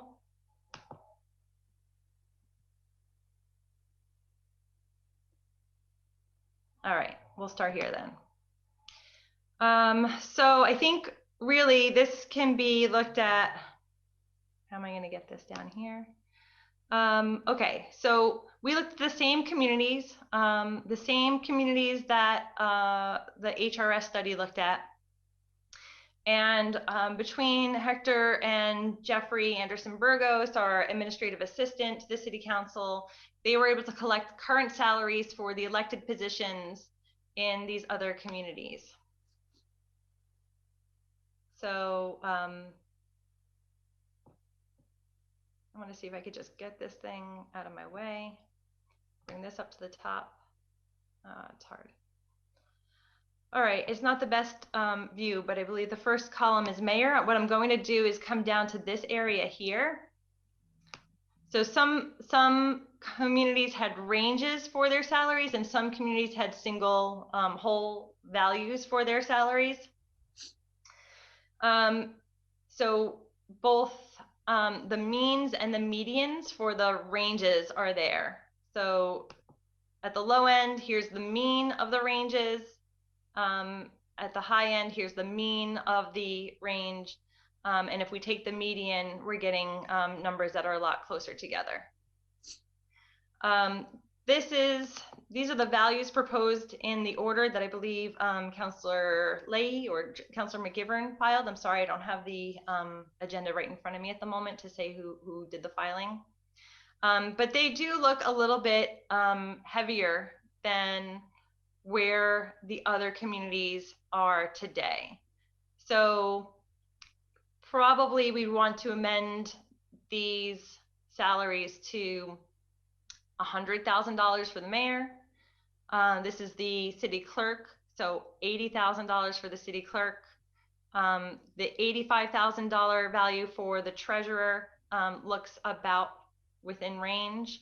And additionally, you know, we might want to bring the city council value down to you know, $11,000 instead of $12,550.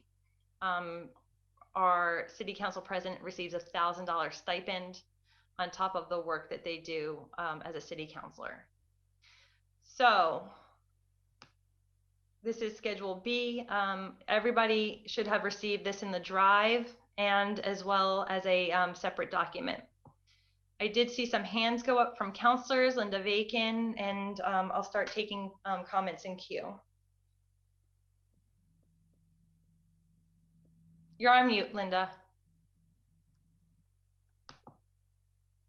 My hand is not up. Oh, okay. Is there anybody who wanted to comment on this?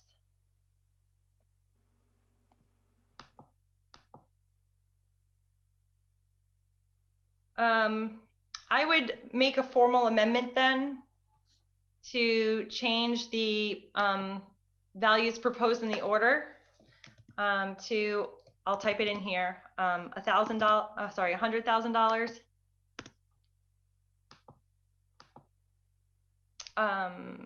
This one was 85.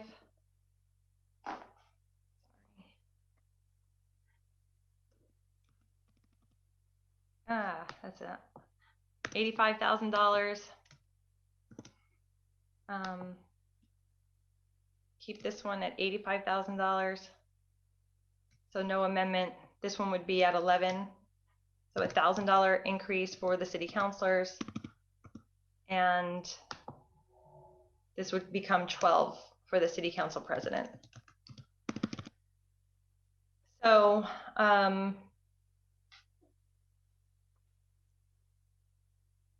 is there a second? Second. Motion has been made and seconded to amend the values proposed in the order to the ones that I listed here. Under discussion, Councillor Vakin. Thank you. So now that we have a motion on the floor, I will state once again the position I've taken since the beginning of this. We are in dire financial straits in this city, and my position is that we should not be seeking any increases for people in elected positions until we're able to right our financial ship here in the city. I can understand why people running for mayor might want to get a nice increase in the salary, but I really think we need to have results for the people we serve before we are voting ourselves big raises. Thank you. Thank you. Councillor Sullivan. Just to further echo what Councillor Bacon said, I think you've got to find some way to remove this section at this time to get this entire package through, because I would be a vote. Number one, I'd be opposed to any pay raises at all for any elected officials whatsoever. And secondly, whoever did this to be including to look at a salary study that includes wealthy, much wealthier towns than us, towns with populations that are 4 times greater than us. I don't know who did this. I wasn't around at the time, but I would throw this whole thing right out the window as just a cash grab, especially to link it to the pay raises, for the lowest paid employees in the city as part of a package to get something for them. I'd be totally opposed to that. So just to be clear, when we voted on this previously, we voted on each of the schedules independently. So this Schedule B does not need to necessarily be tied to Schedule A, nor does it have to be tied to Schedule C. They could be voted on as 3 separate votes, 3 separate schedules. So one is not tied to the other. It's just that I think we've heard from department heads, some of which are elected, that as cost of living increases, as the cost of the city's insurance increases, to have a salary that is stagnant for 10 years doesn't necessarily mean that you're not making any more money. You're literally making less money as those other costs increase. So this is absolutely in response to what we heard during the department head discussion. I'll go back to Councillor Bacon, and then if I still have the floor and can respond to that. Sure. Yeah, when I see an outside survey that is proposing a $40,000 pay raise for the mayor, and even though we've cut it, all right, what that salary study was showing, and the data and the comparisons and the cities they use for comparison, to me that was a crummy job, right? Number one, it's something we shouldn't even be considering in looking at this. We should be looking at the economics of our own city, number one. Number two, even looking at those numbers that we're cutting it to here of $100,000 on a position that now pays 80 or 85, we're still looking at a 25% pay raise. All right. So to me, any costs, additional costs of insurance or anything, we've been in a period of very low inflation. To me, that just doesn't carry any weight at all. It should be, if anything, I would agree with something in the neighborhood of 3% or 5%, but definitely not a 20 or 25% increase in any of these.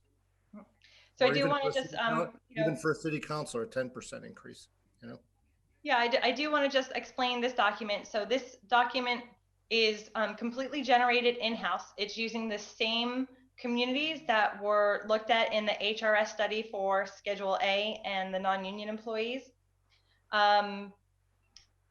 The means and the median values are based on the true values of what other communities in the selection above, the 17 communities above, the mean and medians of those values. And then the order was filed separately and independently, has nothing to do with the study, if you will, or the assessment of what other communities are offering. The order was filed by a city councilor. Again, I can't recall if it was Councilor McGivern or Councilor Leahy, but those were the values taken from an order. They're just proposed. They are not based on evidence. What Hector and Jeffrey did for us was use the same communities that were in the evidence-based study, and gathered the data, and then created the ranges, and found the medians and the means for those ranges. So these 4 columns are essentially the information that we have based on the data that we collected, the data we collected in-house based on the infrastructure of the Schedule A study. This is an order filed independently of the work that we did to get these numbers and get these ranges. And this is an amendment that I'm making that is reflective of where the mean and medians are for the database ranges that were collected previously. Okay, Councilor Bacon. I'd like to offer an amendment to the motion that we retain Schedule B as it is currently listed. So that motion fails for a second. And I would say the amendment that was made and seconded. There was discussion. So I'll call for a vote. Well, everyone in favor? No, You have your hand up? Sorry. Go ahead, Councilor Murphy. I have no idea how with all these other things going on here, I'm lost. I know. It's a lot. And that's why I was asking people to just, call out if you needed my attention. I would agree. I mean, first of all, I'm not opposed to giving elected officials a raise from January of 2022. But I just think that is significantly too high right now. I would be more inclined towards the clerk and the treasurer being probably 80, and the mayor being somewhere around 92.5. So I would propose that as an amendment starting January of 2022. So can you tell me what your numbers are then, so I could have them here? 92,500 for the mayor, 80,000 for the clerk, and 80,000 for the treasurer. No change in the city council, and no change in the city council president.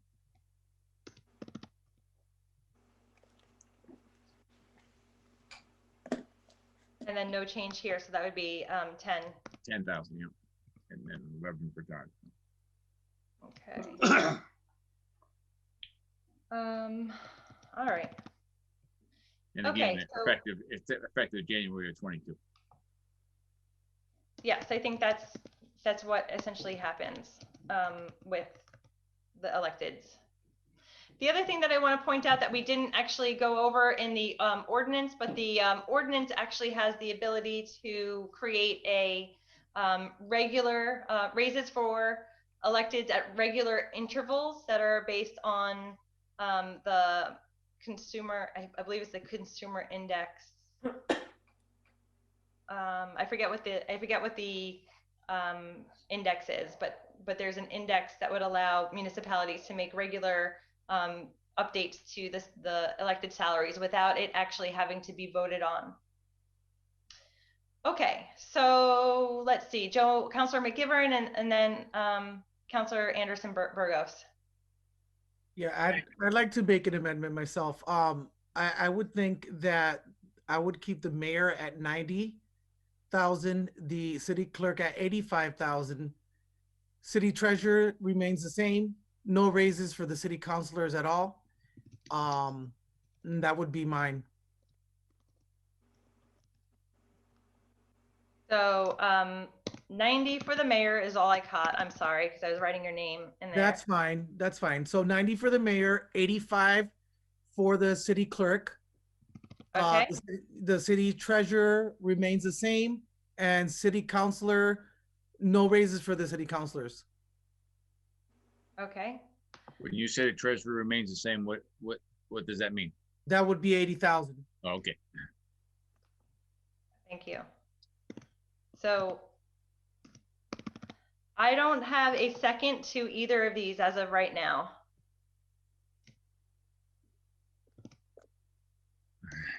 And I'll just go over to Councilor McGivern for comment. Thank you, Councilor Lisi, and I appreciate you taking this up.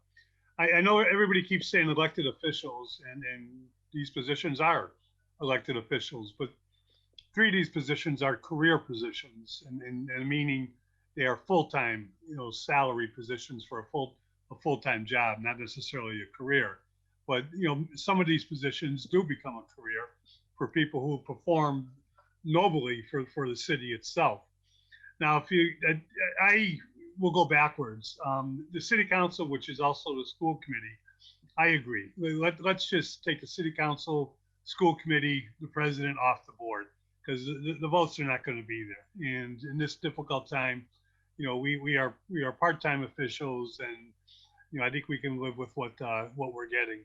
But with the mayor, 3 of the positions you have on this chart have either already voted to increase their mayoral salary or in the process of increasing it. Agawam's gone up. East Hampton is about to go up by a significant amount.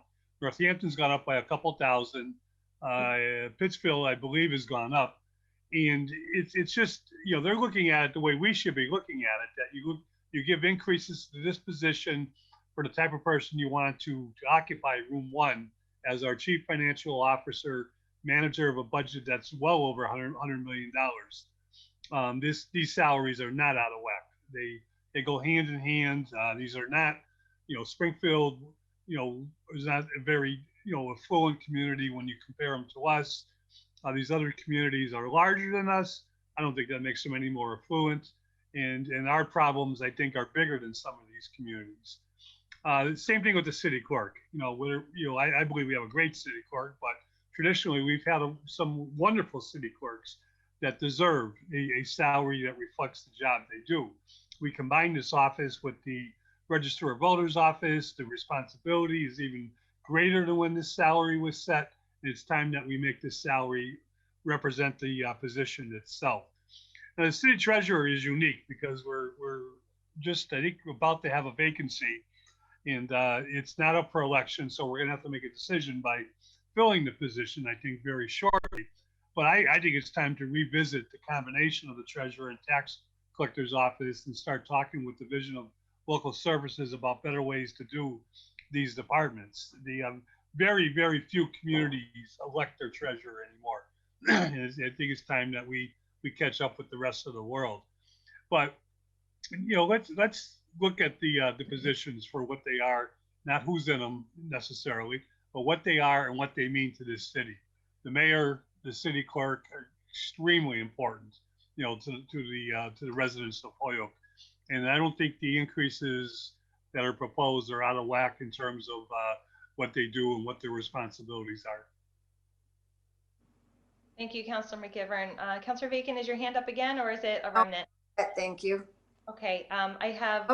Except, excuse me, I did put my hand up when you talked about automatic raises for elected officials.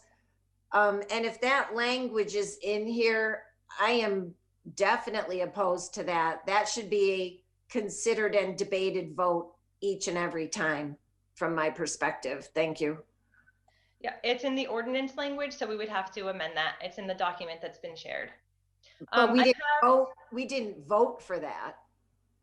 No. It's just in the draft that we're considering. Right. Yeah, that's all that I'm saying. There's Crystal in the queue, but Hector seems to be having some trouble raising his hand, so he grabbed me on the chat here to raise his hand. So I'm going to go to Hector and then Crystal, and then perhaps we'll get to the public at that point in time. Hi, everyone. Thank you, Councilor Lisi. So I would just like to mirror a bit of what Councilor McGivern stated in regard to the 3 elected officials that, aren't only classified as elected officials, but also operate at a full-time basis as department heads.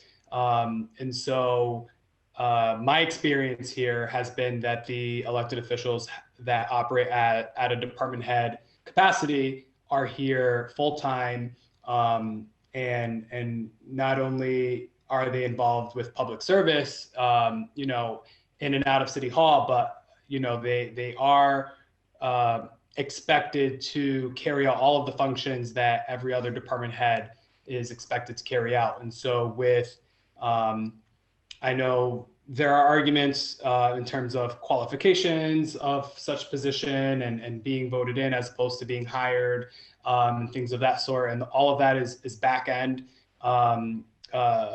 factors. But nonetheless, for the positions that are part or are classified as elected, I would rather, or I would suggest not to look at them from current occupancy, past occupancy, or future, but just solely based on the fact that they are elected positions that function at a department head capacity at a full-time basis.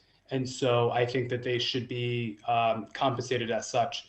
And with respect to the responsibility of such positions, they don't only carry out their elected official capacities and the responsibilities that come with such position, but they also carry out the responsibility of a department head.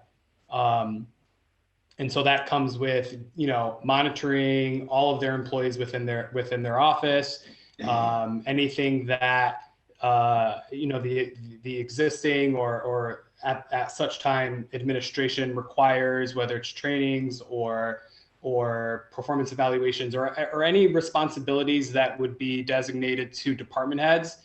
The 3 elected officials should be held to that same standard. And so I personally would not see them be treated any differently than any other department head with respect to the potential to be compensated fairly. Thank you. Thank you. Crystal, I see your hand up.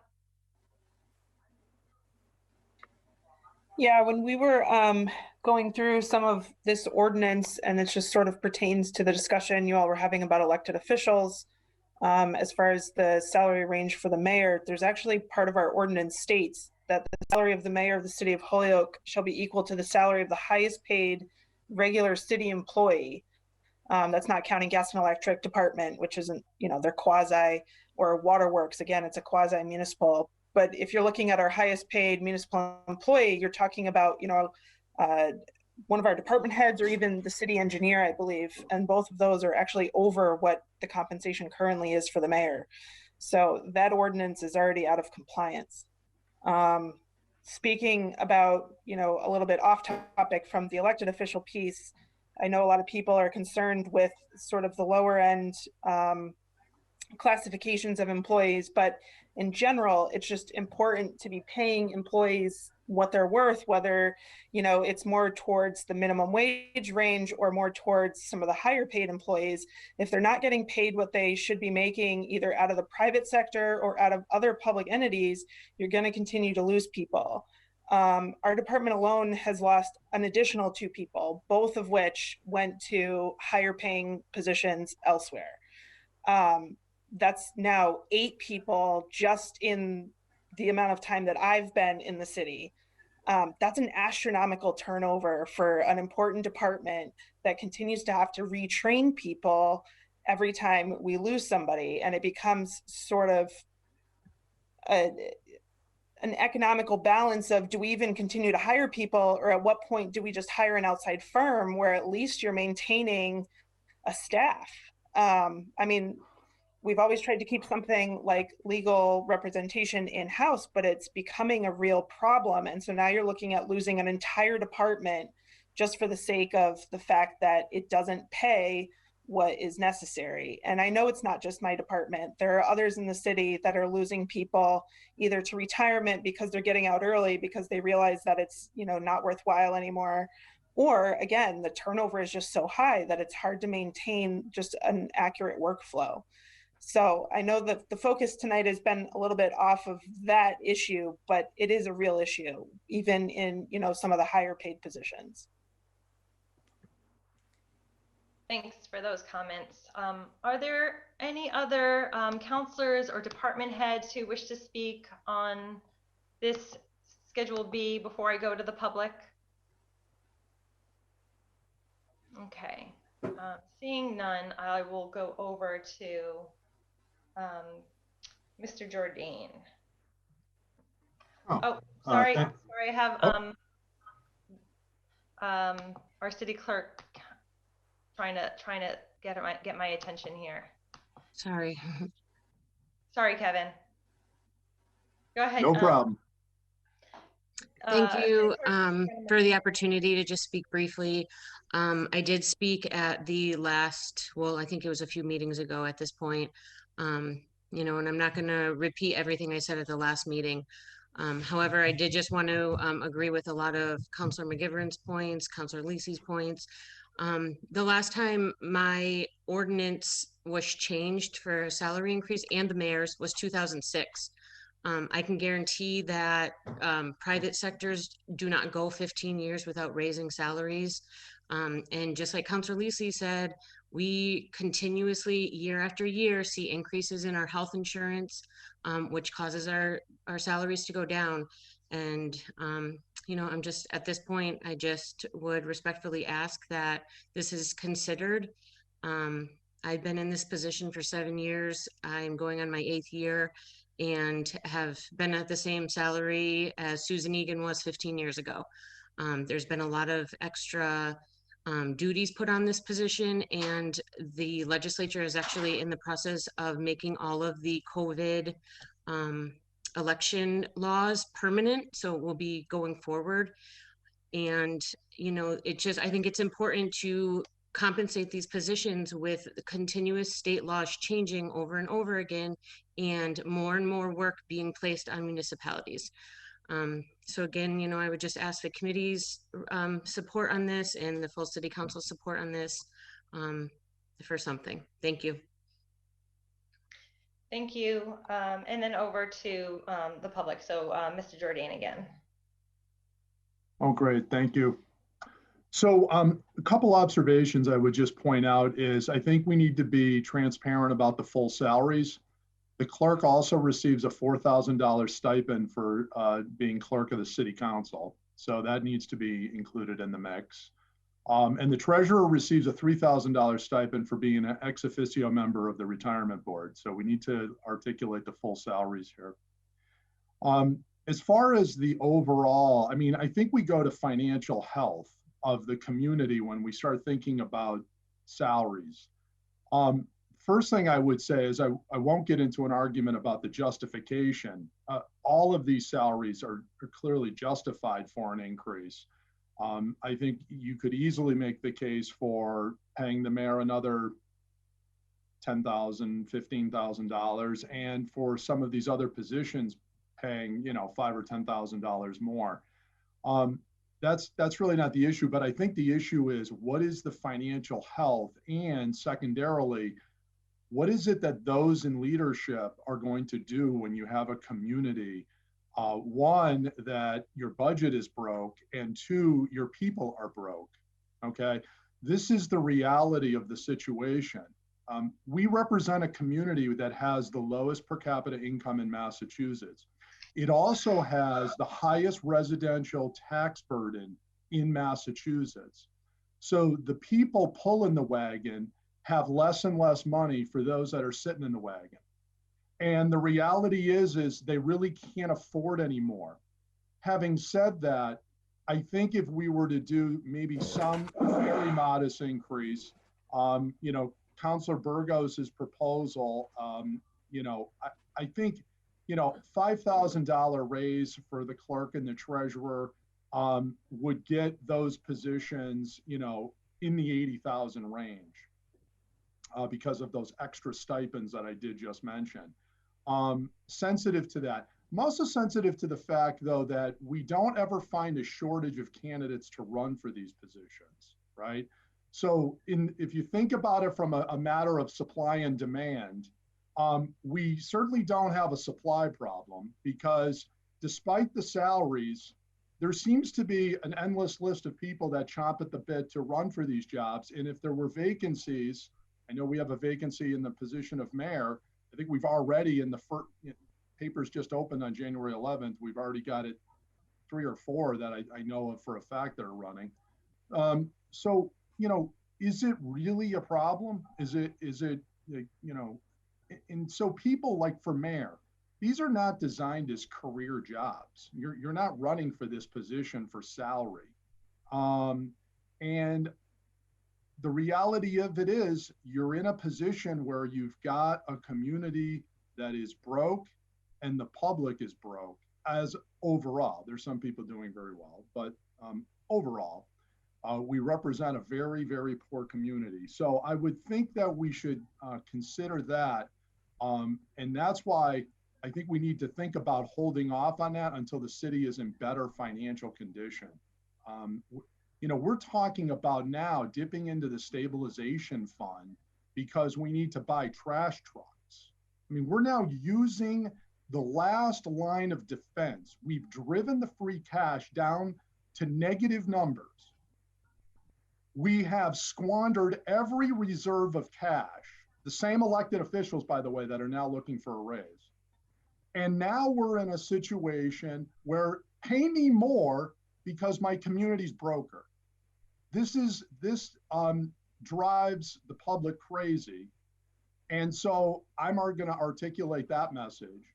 And secondarily, is the average Joe walking down High Street getting a fill in the blank 5%, 20%, 40% raise as some of these things are being proposed for? You know, the average Joe walking down the street that's going to pay the bill, to pay the taxes, to do this, they can't afford this. And we need to be sensitive to that. Why I wanted to come tonight was not so much to say, you know, elected officials shouldn't get a raise, because all of these positions deserve a raise. That's not the issue. It's just you're in a bad time and we can't afford it. That's the problem. But if we're going to do something, I would say maybe $5,000, you know, something like that. And then, you know, maybe if in a couple of years we revisit it, that would be about the most I think we could afford. No one is twisting people's arm to run for these jobs. And I think we need to get our house in order first before we start thinking of it. The focus needs to be on the low end, the people at the very bottom who are not able to give service. And now we're actually competing with McDonald's salaries, and we're not even paying that to our library employees and these other folks. Those are the ones that do need the attention. And a lot of these other things, I think Councilor McGivern's right. We should revisit the collector treasurer issue and that combination. That could be the answer, that if we think out of the box, we would give an increase to the collector treasurer if it's a combined position, and there actually could be a savings. And that issue is on the agenda tonight following this. Oh, good. That's a good issue, and you're right to tackle it. So that might be the answer to the treasurer situation right there. And you think about it in that context. When the city did the clerk raises back in 2006, as Brenna mentioned, that was because we combined the position and it was given a $7,000 raise with the registrar. No, that wasn't done. That was the stipend. That was the stipend that was created for the additional responsibilities for the registrar of voters. If I recall, we adopted a different section of state statute at the time, and we gave it approximately a $7,000 raise. I could go back in my notes, but I believe that's accurate. And that at that time, we combined those positions, and there was a raise for the clerk. The number 7,000 comes to me. I haven't researched that in a while. It's been a long time, but nevertheless, some raise is justified. But when you start talking $10,000, $15,000 raises for some of these positions, we just can't. Without more there, I don't think you can justify that at this time in light of the financial conditions of the community. That's my opinion. Thank you. Thank you. So I just, I'll respond to a couple of the points that you made, and then I'll go back to the hands that are raised. So, I mean, we give out stipends for the additional work. Wherever we're looking, we're not looking at the base salary as part of, the base salaries for the base work, and then we give out stipends for the additional work and the additional responsibilities that are taken on.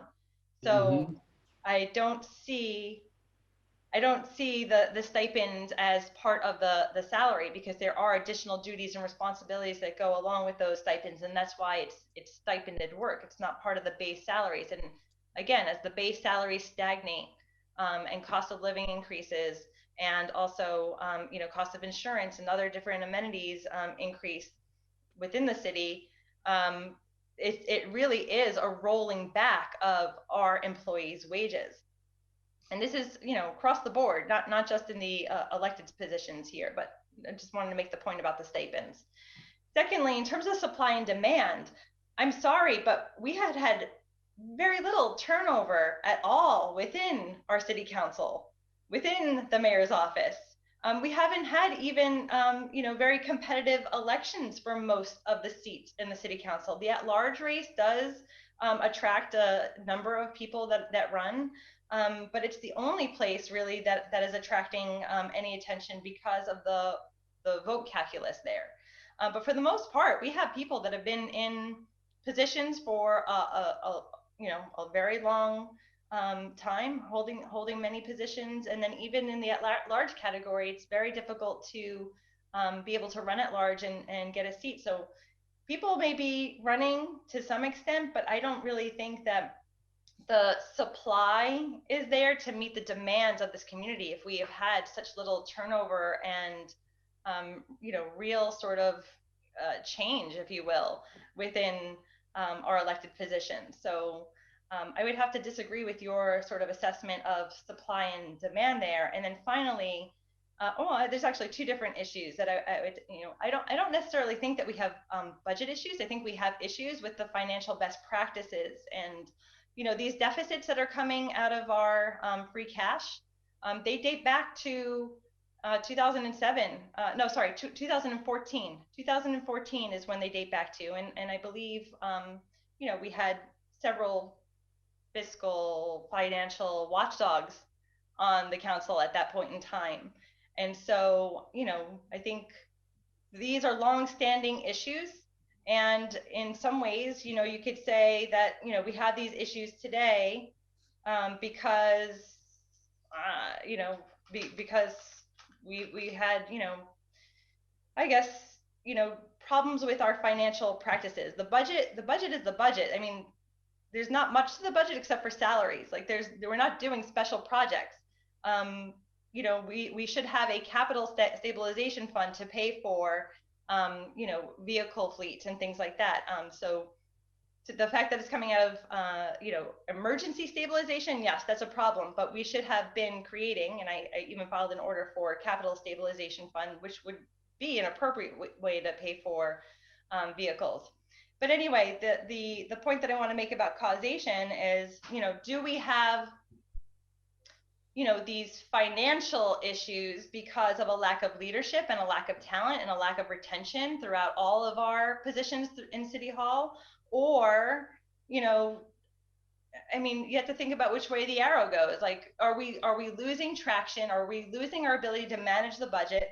Even if we think back to, you know, the auditor's position, that is sort of where these deficits should have been caught since 2014. We haven't had until recently, you know, somebody in that position who's been, you know, reliable and stable, you know, until very recently. So, I mean, the causal arrow can go both ways. Like maybe we're not, you know, paying people enough and attracting the folks that are going to stick around and make a difference, and that's why we're having problems. Or maybe, you know, the people that are, you know, here just aren't doing a good job. I mean, you can see it one way, Kevin, and I see it a different way. That we're just not really able to retain the talent that we have, and that's why we're running into issues. So attract and retain talent. That's where I think we need to go. That's how we move forward. Councillor Sullivan had his hand up, and then you said you wanted to.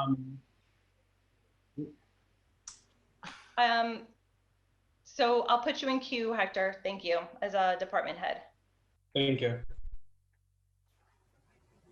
Councillor Sullivan. Yep. Thank you, Madam Chair. So I agree with everything being said about attracting and retaining good quality people. And while I'm not going to comment on one big difference between the department heads we have and the elected officials is the department heads can be fired, all right? So to not have, to be considering raises in pay without having a recall provision put in place, which we've already tried to do, but no mechanism to give this kind of a pay boost and then still have no recall mechanism in place, I think is another very big shortcoming here and something that would need to be addressed in my mind before anything was considered along the lines for elected officials as well. Thank you, Councillor Sullivan. Councillor Bacon. Yes, I just want to make one brief comment relative to the supply and demand argument. And from where I sit, there's been competition for the city council positions. I think the biggest thing that I would point to is the power of incumbency, which all of the long-term counselors have pretty much enjoyed. And so you can make the argument that it's because the people that elect them feel they're doing a good job in spite of the challenges that exist in the city. But I think it still does bring to light that there are people jumping in and going for the positions, which I think is a sign of health. If we had no competition, then I would be concerned. But I think competition in politics is a good thing. Thank you. Hector, so Mr. Carasquillo, you wanted to comment as a department head? Rebecca, he stepped away for a minute. He'll be back. Okay, sure. Thank you for that. Let's go back to the amendments because I don't believe that either Murphy's or Mr. Anderson Burgos's were seconded. I'll second one. I'll second one. So then on the motion to consider or to adopt the amendment that Councillor Anderson Burgos offered. All in favor? Aye. Aye. No. Councillor, you said no or yes, Linda? I said no. Okay.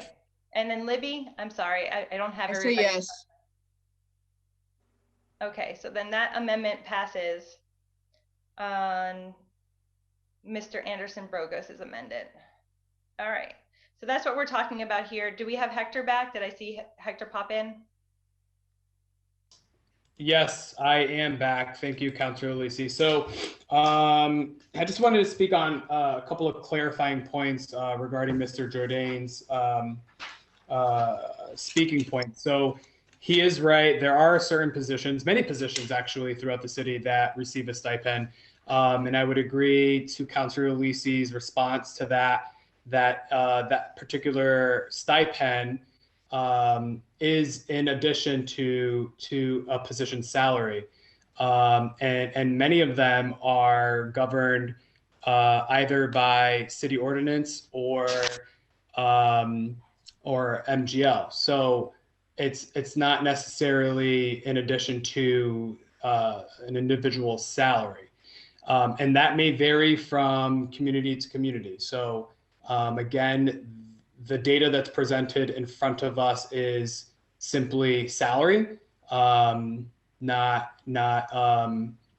anything in addition to that, such as if we were to calculate someone's overtime, their salary is not factoring overtime, their salary is their salary. So, and also to further Mr. Jourdain's point about a $7,000 figure, I believe, if I recall correctly, and considering I did not bring this statement forward, I'm simply responding. You're right, Mr. Jourdain, that you did not have that information in front of you, and perhaps if you're going to speak on such, maybe you should. But the $7,000 figure, if I recall correctly, was a retro for several years of a payment via the stipend that was should have been issued to the city clerk. And so she, and that is also part of MGL. And so to Councillor LISI's point, with the, in terms of the perspective of how we look at the salary study and the data that we're presenting forward, there is a significant impact on city operations when we are not able to retain talent. And so an example of what you just brought forward with regard to that $7,000 figure, and again, if I recall correctly, and we can certainly bring this back to the table if necessary, but it would be the fact that we had an existing employee who should have been compensated the way that they should be compensated, and they went several years without compensation due to the lack of talent or lack of positions or lack of occupied roles in Councilor LISI, point of order. Councilor Bacon. Thank you. These discussions that are being debated are not on point on the agenda item that we're on. And there are at least 2 or 3 different episodes with the clerk's salary being amended for different reasons. And it's just, this is out of order, this debate that we're having right now. Thank you. And can I just point out, you're way off point. I never was referring to the stipend issue that was recently clarified a few years ago. I'm talking about with Susan Egan way before Brenna, before you, Hector, before Rebecca, any of these folks were even on the council. So for the long-termers like myself, I'm talking about history when we combine the registrar of voters with the clerk's office. So if you're going to correct me, make sure you know what you're talking about. Thank you. All right, so we have on Schedule B a new proposal that we can vote on, and it's the Anderson Burgos numbers on the bottom here. Who's calling me? We voted on that. I know. I'm saying we are confirmed and moving on. I think what we want to do at this point in time, Schedule C is untouched. I can share that if we want to, but I think that we've seen it and there's no amendments to it from any of our discussions. Well, so I would like to. It's not correct for reserve police officer. Where is it? Hold on. $14.99. We amended that. I'm looking for my screen share button. Thank you.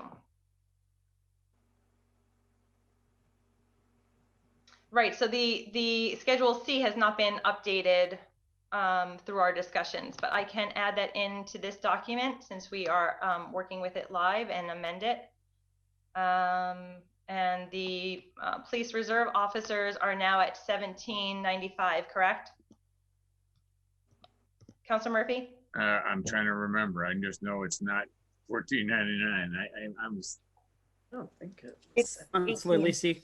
It was 18. 18 flat, right? No, it definitely wasn't a flat number. We can send that to legal and have it updated.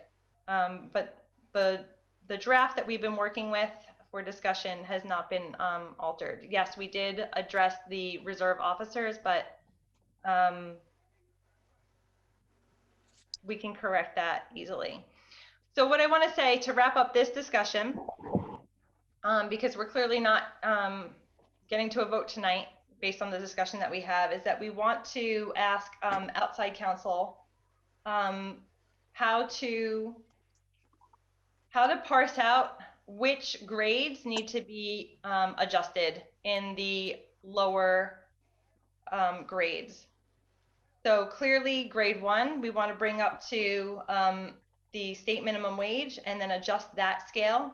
But then how do we translate that adjustment into the subsequent grades? So is it grades 1, 2, 3? Is it going to be grades 1 through 6? I think we want to get some guidance there. So I think that's something for the working group to take on. And are there any other adjustments, amendments, or text changes that the committee wants to visit before we table this for this evening? Motion to table. Second. Motion has been made and seconded to table. All in favor? Aye. Aye. So moved. It sounds like a 5-0 vote. Okay. Thanks everybody for participating and for the input. We're going to move on in the agenda. So let's see, we're at item number 3. So I'll entertain a motion to take up, sorry, it's item number 4. I'll entertain a motion to take up item number 4. So moved. Motion has been made and seconded. All in favor? Aye. And so moved. So we have item number 4 filed by Councilor McGivern, that a finance department be created under the leadership of a finance director with details of each to be added to our Code of Ordinances. We do have the mayor here this evening, I believe, to speak on this. Alex, if you're there, do you mind just letting me know if you are in the room still? Good night, everybody, by the way. I think you're done with me, right? Good night. Yes. Thank you. Thank you so much.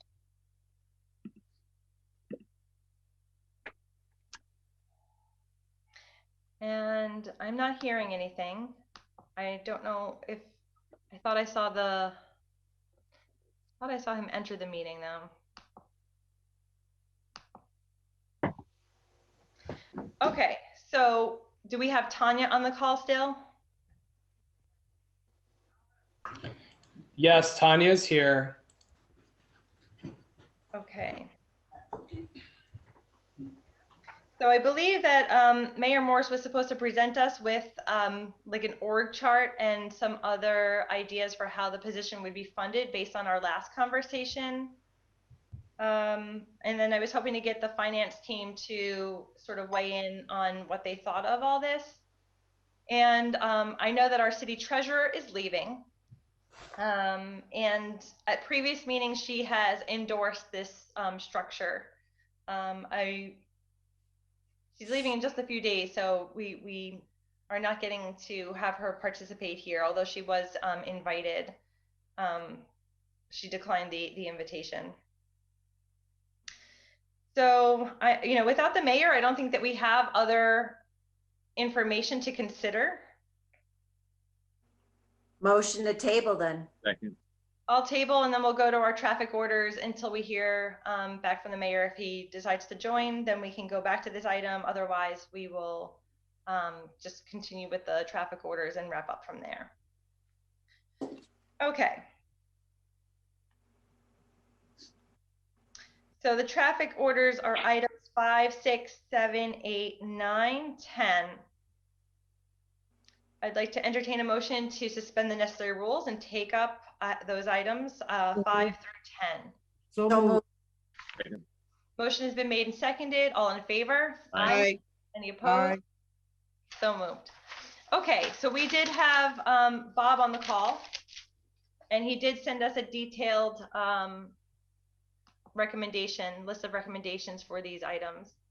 Bob, I see you're in the corner there. Thank you for joining us.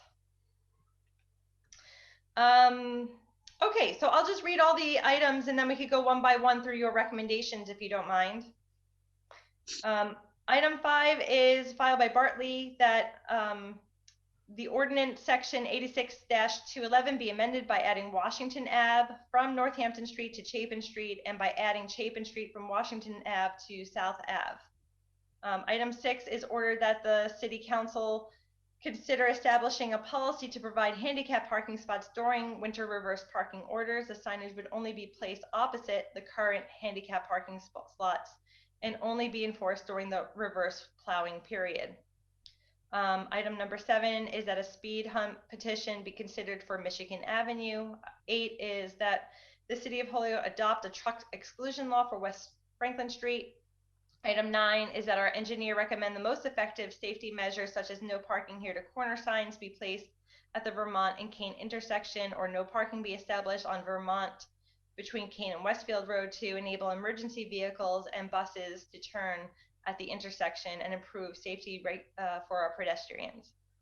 And then finally, that the City of Holyoke engineer provide a recommendation to the City Council as to whether a four-way stop should be installed at the intersection of Hitchcock and Martin Streets.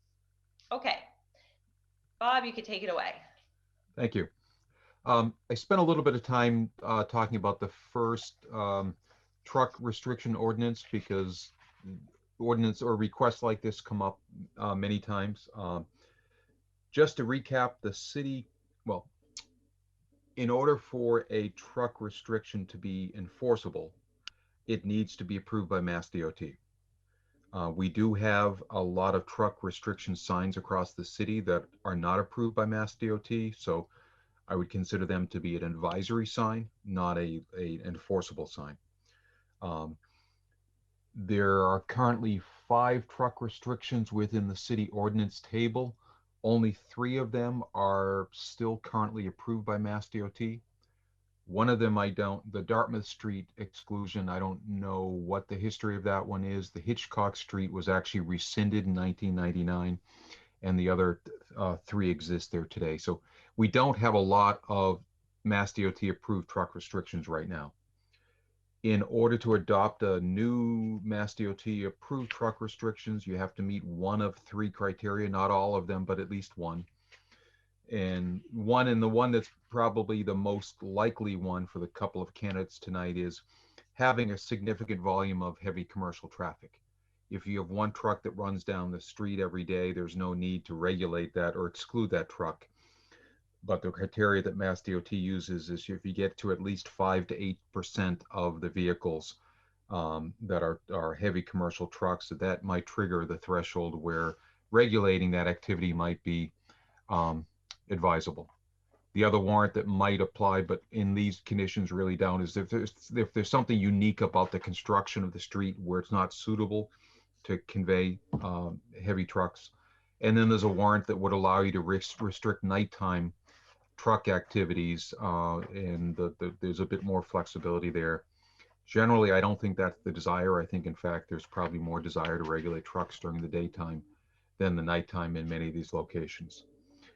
So on Washington Avenue, to get to that 5 to 8% criteria, there would have to be at least 25 heavy commercial trucks going down Washington Street today.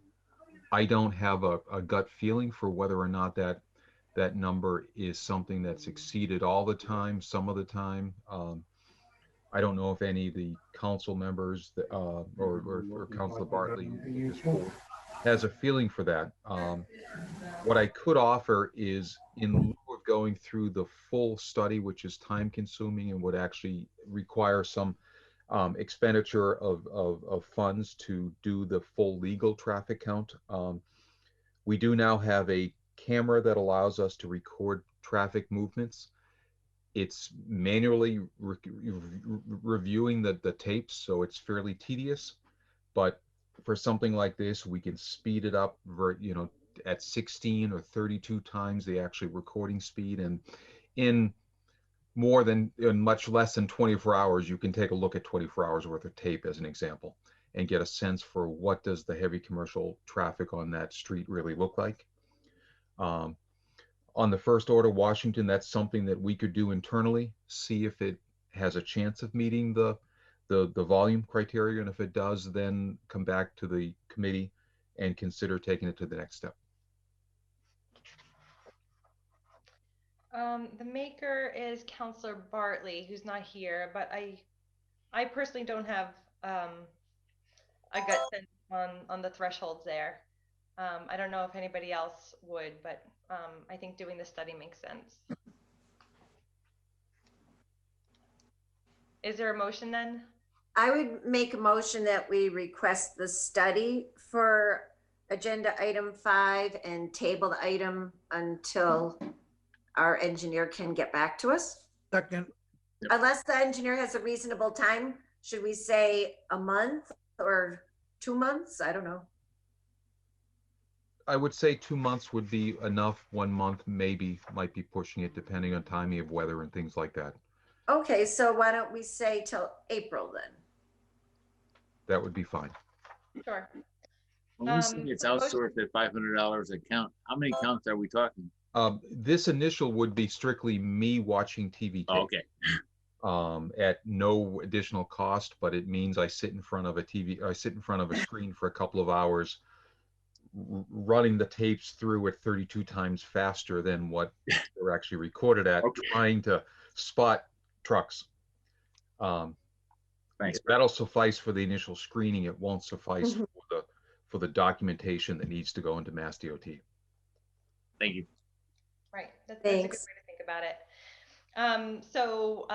The motion has been made and seconded to request a preliminary study by the engineer, and that we'll revisit this in about 2 months' time in April. All in favor? Aye. So moved. This motion has been tabled. Go ahead.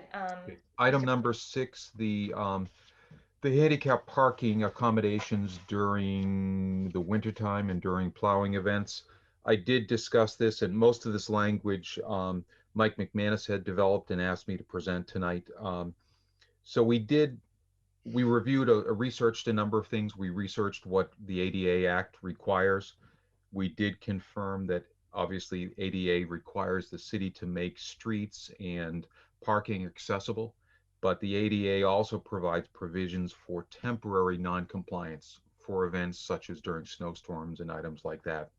But they have to be temporary. You can't take a handicapped parking space and store snow there for the wintertime, because that wouldn't be a temporary measure. But you may have snow there for the period of time that it takes to move the snow and then make the handicapped parking space accessible again. To put this in perspective, took a look at the current ordinance table. There are 360 handicapped parking orders currently in the Code of Ordinances. They may not actually all be signs on the street, but that's because many of them are residual that were adopted years ago that may or may not be there today. But to put it in perspective, we're talking about hundreds of signs that in order to respond to this order, if we were to put in signage, we'd be having to install several hundred more signs on the other side of the street or in a location on the other side of the street, so that when we go to the reverse parking, there would be opportunities on both sides of the street that are reserved for a handicapped person. And we did also do research with other communities to see if other communities attempt to make the same type of accommodation to basically have a dedicated space provided for beyond the initial space in the event that there is reverse parking rules in place, and we didn't find other communities that do that.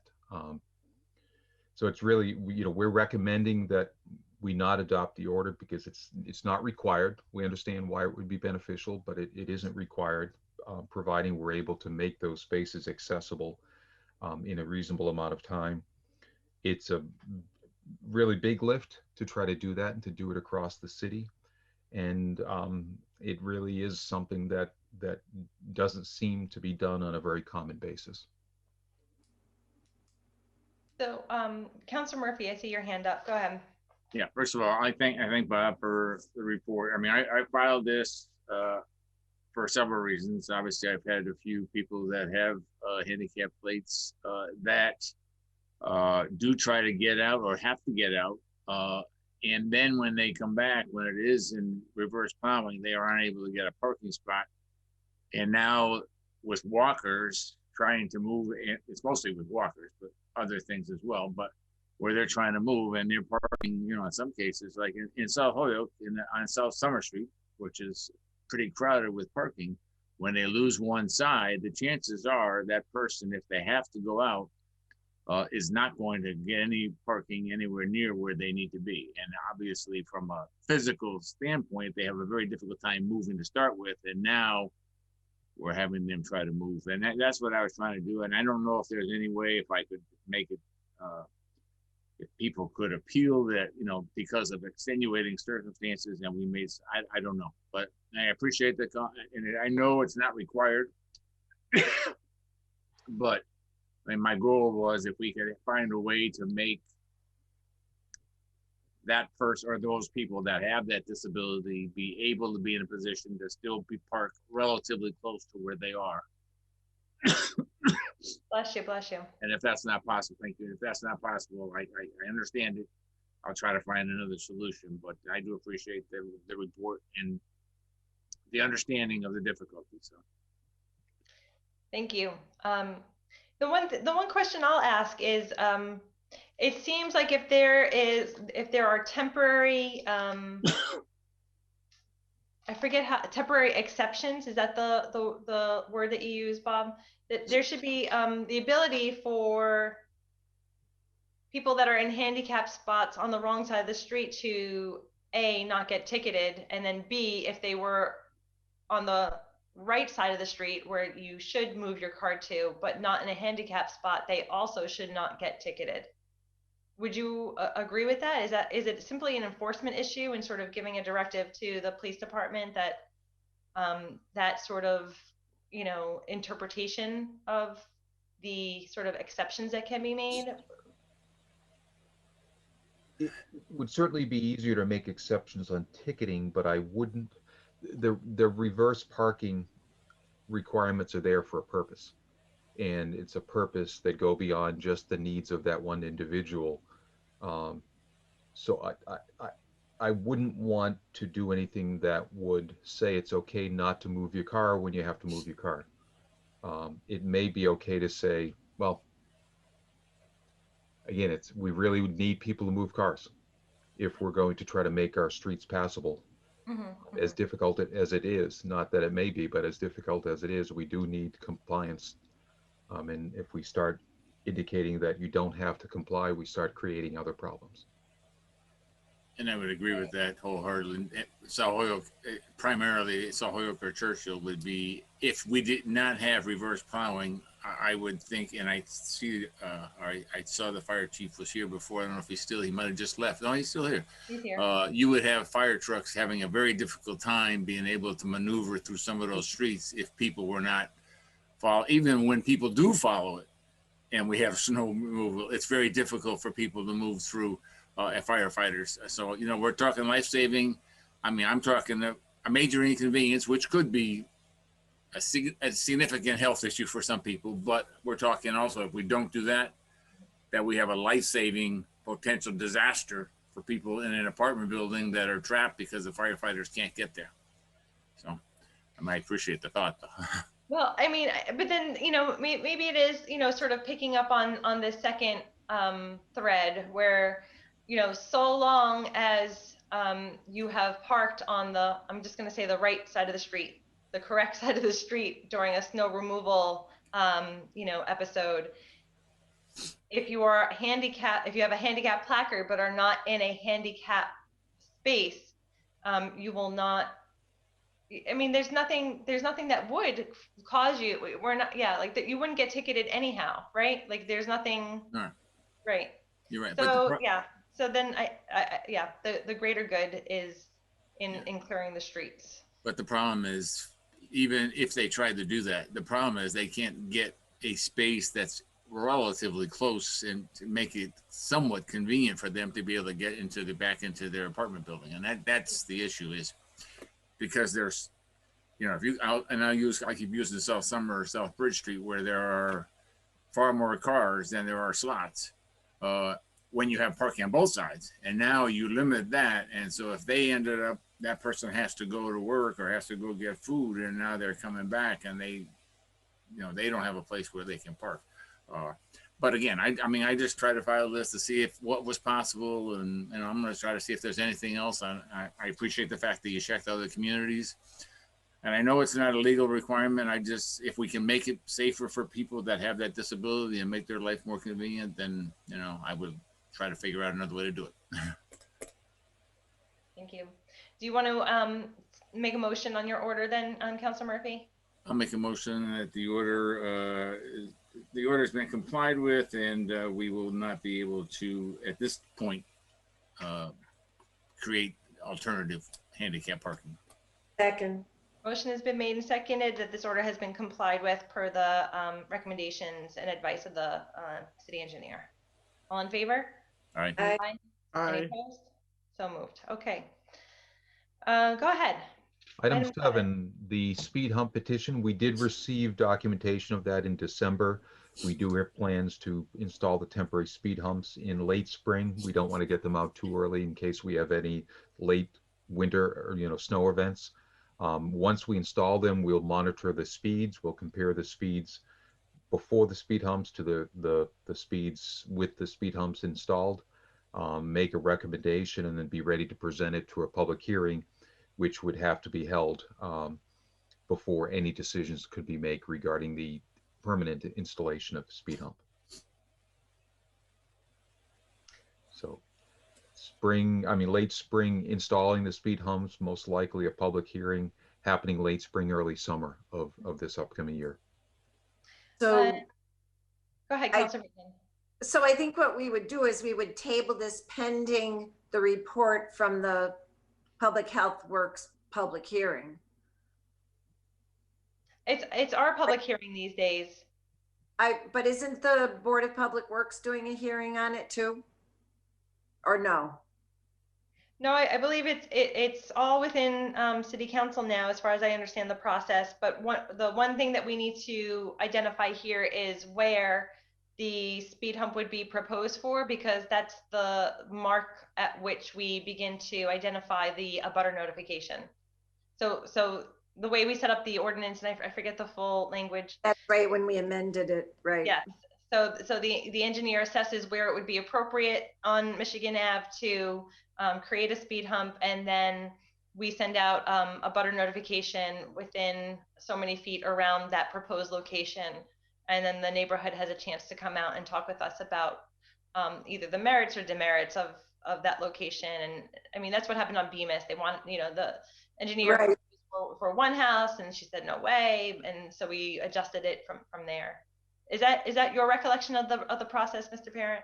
Yes, it is, and the distance is 300 feet from the impacted area. So effectively, from the last speed hump, from the beginning to the end, 300 feet beyond that would define the impacted area. And so, again, just because I would be switching between devices here, did you suggest one or multiple speed humps for this? We haven't even looked at locations as of yet at this point. That will come in the springtime, and then the quantity as well. So then my motion will be to table until you get back to us. How's that? Can I just ask a question before we table? Councilor Murphy. Just so when you're doing the temporary speed humps, what are the criteria in order to get to the public hearing for permanent ones? We take a look at the speed, the 85th percentile speed when the speed humps are in place, and compare that to what the speed was when the speed humps weren't. And if we see the speed humps, result in a significant reduction in speed, then they would be effective. If the speed had been 32 miles an hour without the speed humps and it's 31 miles per hour, I think we'd conclude that really they're not having any effect. But if we went from 32 to 24 or something like that, the recommendation would be that they in fact do have an effect and would lower the vehicle speed. Okay, thank you. Okay, so then the motion has been made and seconded to table item number 7 until we have identified the locations and can proceed with the public hearing. All in favor? Aye. Aye. So moved. 8. Item 8 is very similar to the item we talked about already. The only difference is with West Franklin having a much greater volume of vehicles that travel down on a daily basis. To get to that 5% threshold, it's a lot greater quantity of vehicles. It would actually have to be at least 150 trucks per day. Again, I don't have a good sense for whether we have a chance of triggering that threshold or not.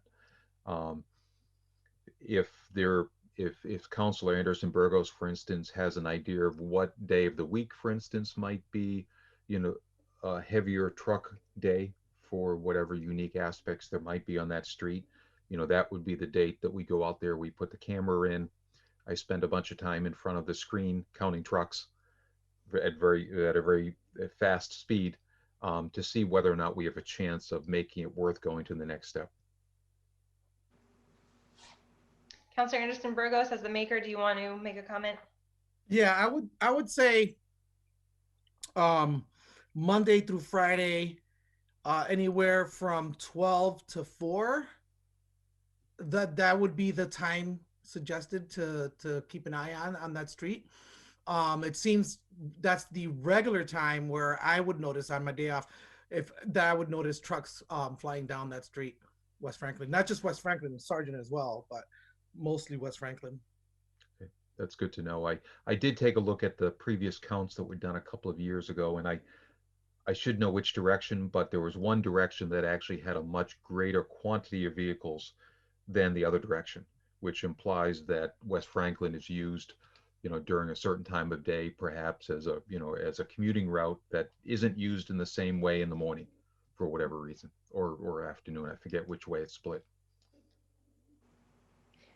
I definitely have heard from residents that it's a daily occurrence. So I think weekdays.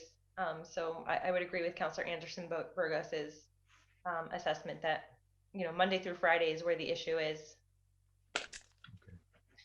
So then we're going to, as we did in item number 5, request that the engineer do the preliminary study and table it until we hear back. Correct? Yes. Motion made and seconded. All in favor? Aye. Aye. Any opposed? So moved. Sorry, I almost lost you. My computer told me it was about to shut off because I didn't realize the charger wasn't on it. Okay, and then number 9.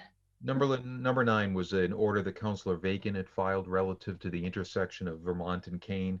You may know that it's a T intersection, and I think that may be part of the problem, that there may be residents that park effectively on the straight side of the T or the through side of the T.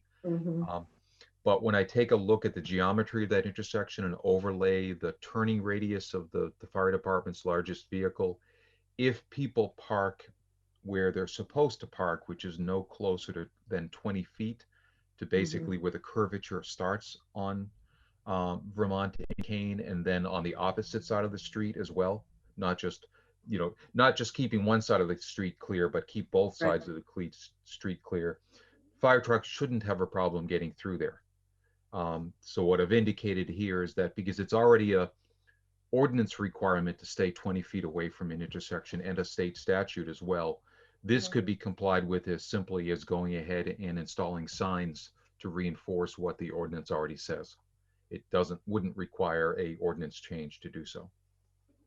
Great. If I may. Please, go ahead. Councilor Bacon. So thank you, Bob. I really appreciate you taking a look at that. And if we can just remind folks about the distance to the corner and we can relieve that, that's an easy fix. And thank you very much for checking it out. Yeah, it sounds like a great solution. So on the motion then that it be. I would say that this order is complied with and we look forward to the signs going up when you can. Motion made and seconded. All in favor? Aye. Aye. So moved, 5-0. And number 10. Number 10 was a request to take a look at putting a 4-way stop in at the intersection of Hitchcock and Martin Street. As you might know, there's already a flashing red and flashing yellow at that intersection that was put in a number of years ago. One of the first things you take a look at as to whether or not a 4-way stop is justified is whether or not there's a history of accidents at that intersection. It's interesting that in looking at the last 5 years of accident reports, there's only been 2 accidents over 5 years at that intersection. And really only one of them was due to a failure to stop. The other one was somebody who was trying to stop during inclement weather conditions and skidded into the intersection. So whether you put a 4-way stop in or not, that wouldn't have prevented that accident from occurring because, again, they attempted to stop, but they couldn't. The other things you look at is you want to make certain that you have a clear major street. If you're in a very lightly traveled roadway, typically it's not warranted to put a 4-way stop in. So you need to meet a minimum certain number of vehicles per hour. You also generally want to have a case where effectively the travel on both streets is somewhat similar. If you have a major street, you always want to give the major street the through and force the vehicles on the minor street to stop. It's our feeling that in this case, that Hitchcock is clearly a major street and that Martin is clearly a minor street in terms of traffic flow. And therefore, all these reasons put together, and given the fact that there already is a greater level of traffic control in place than you would normally have with the flashing red and the flashing yellow, that seems to be working because there's really been a relatively light number of accidents that have occurred at that intersection. The maker here is Bartley. Yeah. I would make a motion to adopt the recommendation of the engineer. Second. Motion has been made and seconded to adopt the recommendation of the engineer. All in favor? Aye. So moved. All right. I'd like to make a That's a motion. wrap. Do we have to do anything, Bob, to follow up on the, I mean, is there any signage that we're putting up with that recommendation or? For item 10, no, it's really to keep it status quo, keep the flashing red and yellow as it is. Okay. So, they both have that capacity presently. Okay. All right. So we're adopting the recommendation of the engineer. We have completed the agenda. I make a motion to adjourn. Thank you. Mhm. Motion has been made and seconded to adjourn. Let's not debate it. All in favor? Aye. So moved. Good night. All right. Have a good night, folks. Thank you.